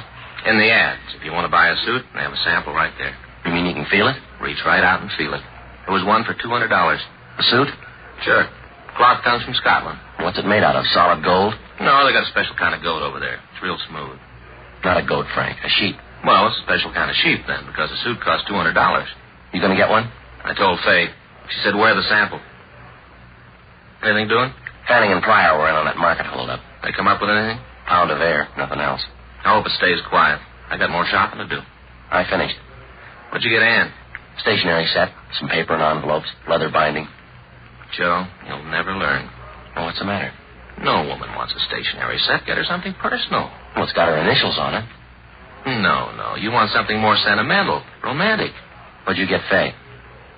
It's different in her case. What'd you get Faye? Sewing machine. That's romantic. Well, it isn't a way. Why didn't you buy her a catcher's mitt? Burglary Friday. Yes, that's right. You have the right department. All right, Father, we'll be right down. No, you can tell us about it there. Goodbye. The old mission church, they've had a theft. Collection money? Statue of the child Jesus. Frank and I checked out of the office and rode over to the church at the corner of Sunset Boulevard and Main. The Old Mission Plaza Church, founded 1781, the year Los Angeles became a pueblo. The outside was typical early Spanish design, complete with mission arches. It was made of adobe and painted white. They called it the Queen of the Angels. The Padres from down in Mexico built it. The devout Mexicans in town still attended services there. 10:05 a.m. Frank and I crossed through the courtyard. It used to be the old stable, but the Spanish priest changed all that when it became a mission. Stonemasons paved the stable floor and made it a courtyard. They planted grapevines, trees, and flowers. A young priest crossed the courtyard to meet us. He'd been sitting on a stone bench reading his morning prayers, as priests had done here for 172 years. We asked for Father Xavier Rojas, who communicated with us. We were told he was inside. We entered a side door. The church seemed to glow with the hundreds of votive candles flickering on both sides of the altar and at the shrines throughout the church. It was empty except for a few people praying. Surrounding the main altar were several old oil paintings in gold frames. The air was heavy with the scent of Advent flowers. We found Father Rojas up near the sanctuary, looking at the nativity scene. He told us about the crib. It was a $70 duplication of the scene at Bethlehem. The parishioners had taken up a collection for it 31 years ago. It was put up every year on December 22nd and taken down after the holy season. It was beautiful, except that one of the shepherds had lost an arm, the sheep was old and cracked, and the infant Jesus was missing. Father Rojas led us back into the sacristy. I'm sorry to bother you, man. All right, Father. Especially now, the holiday season. We cash our checks, Father. You want to tell us what happened? Or what you think happened? I discovered the statue was missing right after the 6 o'clock Mass. You say the 6? Yes. I started over to the rectory and stopped by the crib. Was the statue there before Mass? I don't know, but it was there last night. How late is the church open? All night. You leave it wide open so any thief can walk in? Particularly thieves, Sergeant. You say it was there last night, Father? How late? 10 or 11 o'clock. We had confessions. No one saw it after that? One of the altar boys. He says it may have been there. He thinks it was. Did he see it? He's not sure. What's his name? Pardon me.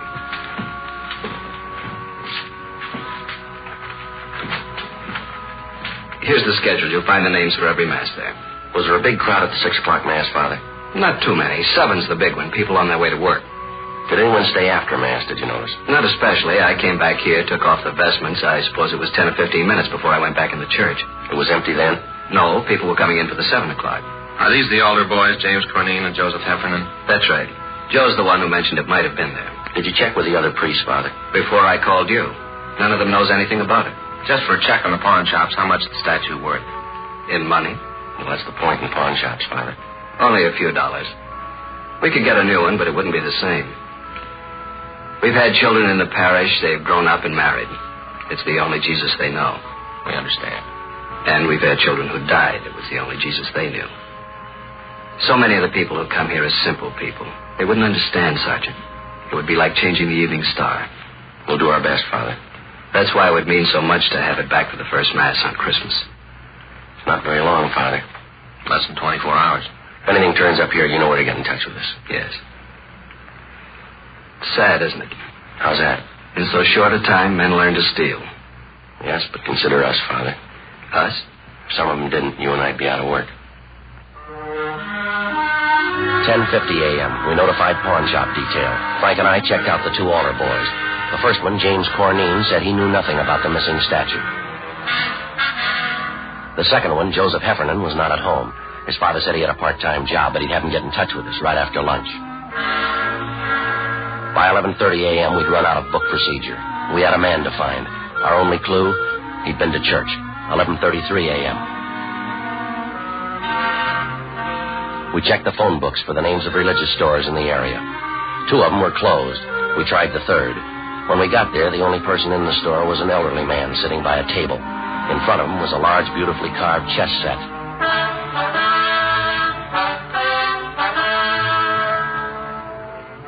We're police officers. My name's Friday. This is my partner, Frank Smith. Great to see you. Caught me in the middle of a big chess match. Where's your partner? Up in San Jose. We've been playing for years. Same match? No, just 2 or 3 months on this one. What I meant was we've been playing different matches for years. I see. You know, we do it through the mail. I send him a move, he sends me one. Must keep you on your toes. Except during the holidays, the mail gets all fiddled up. That's no good. Guess not. Slows things down, that's no good. I like to catch him off guard. You Mr. Flavin? How do you know? We never met. Your name's on the window out front. Mr. Flavin, we checked the other 2 religious stores in this neighborhood. They're closed. This is the best one anyway. 50% European items. We're checking the stores around the Mission Church. For what? Statue of the Child Jesus. Do you have one we could look at? Sure.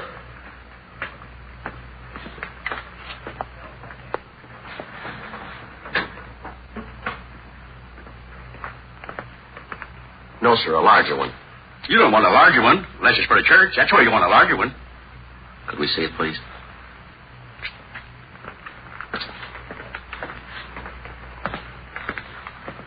It's not my due to butt in. But unless you live in a big place, this will make your living room all the cuter. Yes, sir. Do most of the people who go to the Mission Church trade here? Good many of them, especially the kids. Why kids? More religious. Check on yourself. See if kids aren't more religious than you. Might be so. That's what's wrong with the world. Oh, I don't mean you're wrong with it. Everybody. Yes, sir. What if we could stick to the point, Mr. Flavin? Sure. A lot of people from the Mission Church come in here. Do people ever come in and sell back a religious article? Like a prayer book or rosaries? Yes, sir. Second-hand, you mean? Yes, sir. Not since I've ever been around. It's silly. Why? People don't have religious articles so they can get rid of them. They have them so they can have them. But if a man had a statue and wanted to sell it, he'd come to a place like this. Sure, but he wouldn't want to sell it. He would if it was stolen. No, sir. If a man was to steal a statue, he'd be crazy or something like that. The only place he'd want to go is where crazy people are. You may be right, Mr. Flavin. I don't know what you fellas are looking for, but if it's somebody who stole a statue, he's crazy and you won't find him. You won't find him as long as you live, or in 1,000,000 years. That should cover it. We checked religious stores out as far as Van Ness. We asked the same questions. The owners gave us the same answers, but none of them were as encouraging as Mr. Flavin. Frank and I had lunch and reported back to the office. It was 1:30 p.m. when we started into the squad room. The captain was just coming out. I just checked for you in the lunchroom. And we've been down on that theft at the mission. May get some action on the Patterson case. They locate him? I think he's on the bus from Sacramento. Well, that means the Bakersfield police. We'll wait and see.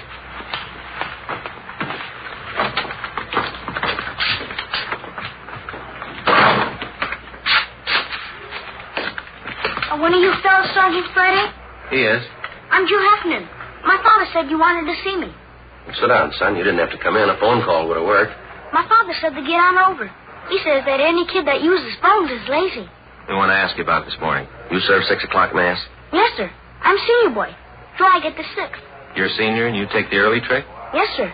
That way, if you receive communion, you get to have breakfast sooner. Father Rojas says you think the statue was there before mass. I didn't look, but I have a feeling it was there. A feeling? You know, how you have a feeling about something, but you're not sure. Did you stay around long after mass? I put out the candles and hung up my surplice. How long would that take? About 5 minutes, maybe. Did any of the people at mass stay on?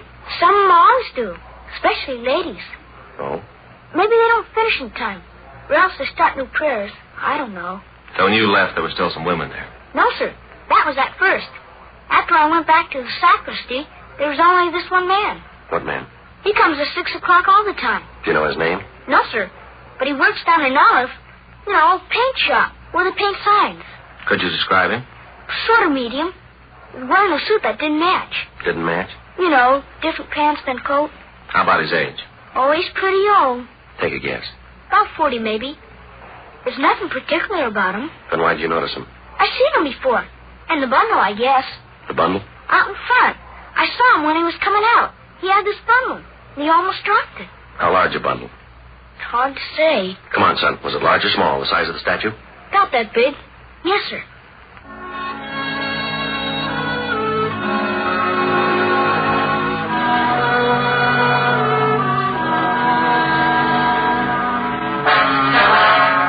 located the sign shop. The suspect didn't work there anymore, but we discovered his name was Claude Stroop. We found out where he lived. 2:25 p.m. We arrived there. It was a hotel for men, mostly old men, mostly down and outers. It was called the Golden Dream. Police officers. We're looking for Claude Stroop. Hope Claude didn't get in any trouble. So do we. Is he in? No. He's got room 307. You can check if you like. We'll take your word. Were you on this morning? Yeah, the early shift. Oh, we don't have shifts. My uncle owns the place. I'm the shift. Did Stroop spend last night here? Came in about 11. When did he leave this morning? Around 6, maybe before. Did he come back after? 8 o'clock or so. Then left. Supposed to be back at 10. And pulls this trick. What trick? Our program. He knows the other fellas need him. Program? Here at the hotel. Every Christmas we have a program. Put up a tree and sing. They're mostly old fellas. Singing like that makes them remember back when they were kids. Then Jimmy Finn comes on. Jimmy Finn? He shares number 409. His family once had a lot of money, so he tells the fellas about it. Stories about Christmas. How they had this big log, and his grandfather used to start it up, and after dinner everybody turned over his plate, and there underneath was a $20 gold piece. Brand new one. When Stroop came in this morning, did he have a bundle? I didn't see him come in. You said you saw him. I saw him go out after, but not come in. When was that? 8. If you want to look for a bundle, I could give you his key. We don't have a warrant. It's all right. I know about police. It's all right with me. It's not with us. I didn't mean that. I just meant it was all right with me. Good King Wenceslas looked out on the feast of Stephen. There were 3 old men. We couldn't tell how much better they would have been with Stroop singing the 4th part, but somehow you didn't care. This was Christmas at the Golden Dream, and it sounded fine. That night, though the frost was cruel, when the poor men came in sight, carrying winter fuel. This is the last rehearsal. I got most of the songs down pat. Sounds pretty good. That's why it's a shame Claude isn't here. He's tenor, and they need him to make it sound just right. Does Stroop have a job? No, sir. He used to have jobs. Not much lately, though. Did he say where he was going? No, he should have. The fellas need him. When he comes in, will he call us? Sure, and not say anything to him. That's right. I hope it's nothing serious for Claude. Fella's troubles ought to be over. Troubles? Way back. It wouldn't count now. Tell us anyway. Well, I don't know much about it. As much as you know. Now, come on. It was something back where he used to live. He robbed somebody or something. What else? That's all. It was a long time ago, way far back. But he forgot it all, the robbing and everything. No, not quite. He remembered it this morning. God rest ye merry gentlemen, let nothing you dismay. For Jesus Christ our Savior was born upon this day to save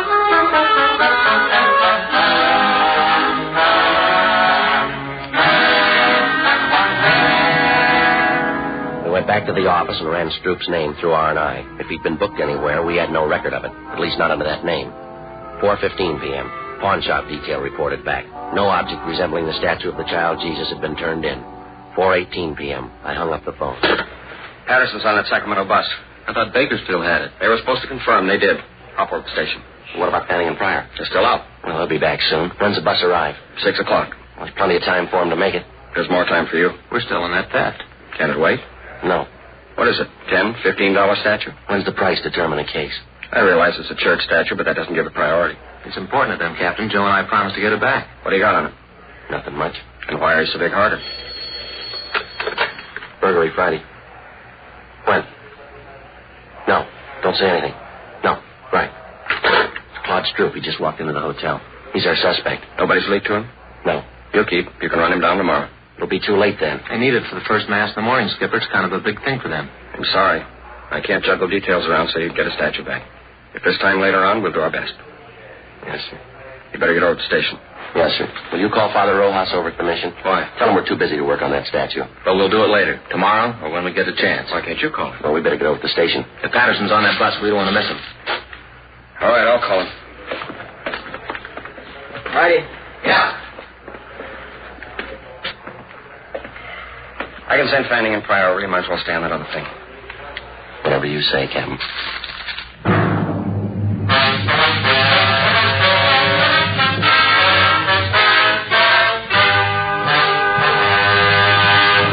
You are listening to Dragnet, the authentic story of your police force in action.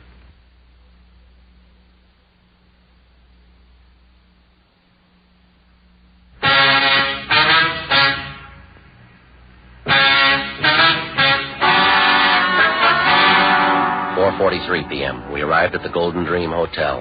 The desk clerk was right. Claude Stroop looked like a man who'd had his troubles at bargain rates. Your name, Claude Stroop? Yes, sir. Police officers. We'd like to talk to you. I didn't do anything against the law. Honest, I didn't do anything against it. You haven't been accused. I want to take you downtown. We'd like to talk to you. No, sir, I'm not going. I'm not going anywhere. I'm not going to talk to anybody. You're half wrong already.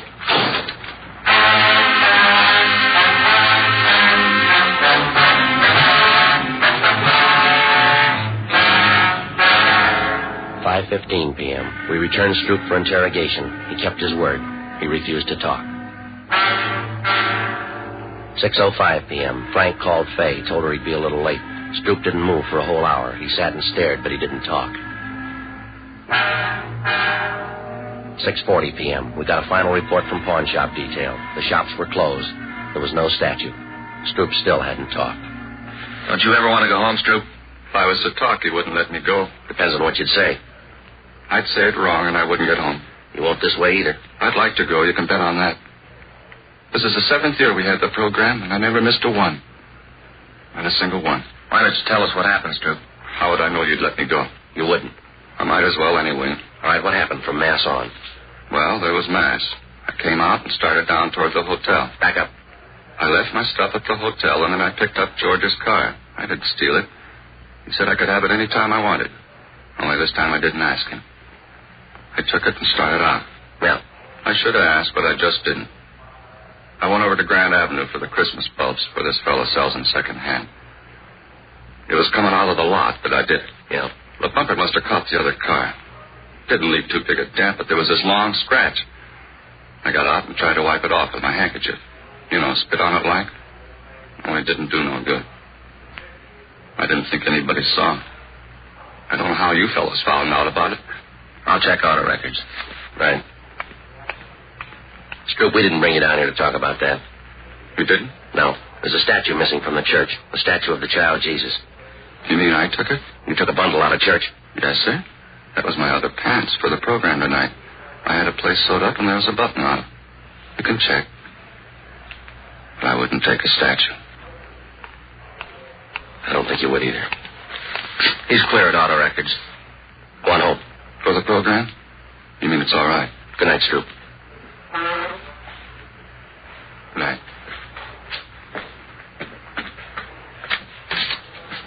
Merry Christmas.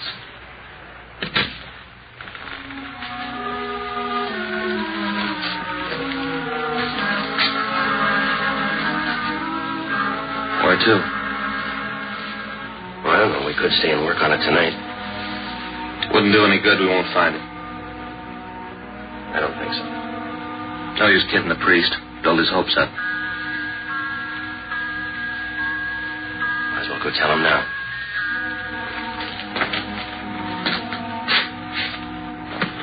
Merry Christmas.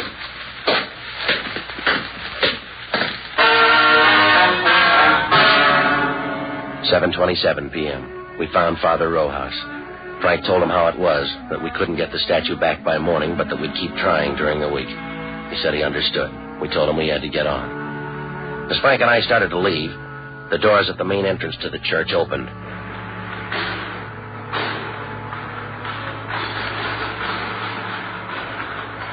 It was a good 200 feet away. It was hard to be sure, but it looked like a small boy drawing a bright red wagon behind him. When he got closer, you could see he was no bigger than a pint of milk. He was a luminous-eyed little Mexican boy with a face as young as yesterday. The priest seemed to know him. Paquito? In the back of the wagon was the missing statue of the child Jesus. He picked it up gently and walked up to the priest. Padre Rojas? He just stood there looking up at Father Rojas. It's Paco Mendoza, the boy from the parish. Ask him where he found it. ¿Dónde lo encontraste? No lo encontré, le cogí esta mañana. He didn't find it, he took it. Why? ¿Por qué? Todos los años Paquito rezó por un camioncito rojo. Este año Paquito rezó al niño Jesús. Yo prometí al niño Jesús el primer viaje en mi camioncito. He says all through the years he's prayed for a red wagon. This year he prayed to the child Jesus. He promised that if he got the wagon, the child Jesus would have the first ride in it. ¿Vendrá el diablo para llevar a Paquito? He wants to know if the devil will come and take him to hell. That's your department, Father. No el diablo. Jesús ama a Paquito mucho. We crossed over to the sanctuary. With the help of Father Rojas, the young boy replaced the infant Jesus in its rightful place, the crib in the nativity scene. Frank and I could have been wrong, but the small plaster statue seemed to approve. Mary, Joseph, the wise men, Gaspar, Melchior, Balthazar, the old shepherd, the young shepherd, the peasant, they all seemed to approve.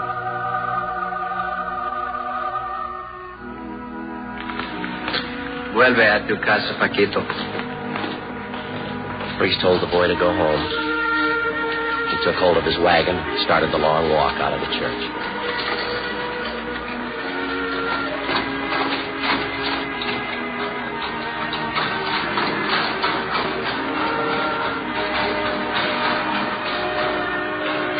There wasn't much we could say. There wasn't much to say. We just stood there and watched him go. Halfway up, he turned to look back, and he went on out.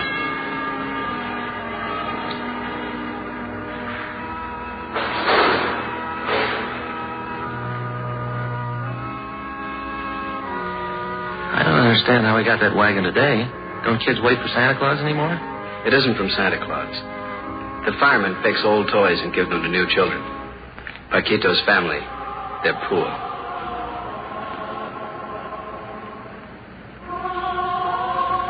Are they, Father?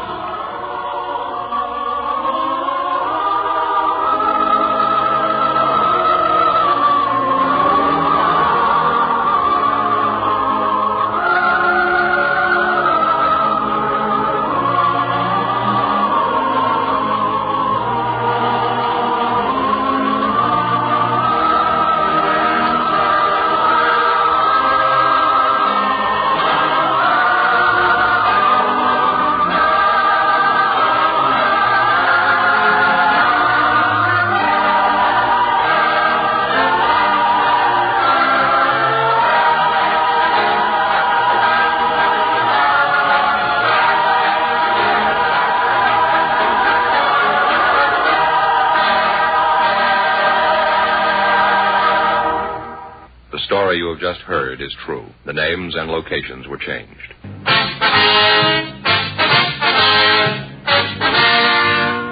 You have just heard Dragnet, a series of authentic cases from official files. Technical advice comes from the Office of Chief of Police W.H. Parker, Los Angeles Police Department.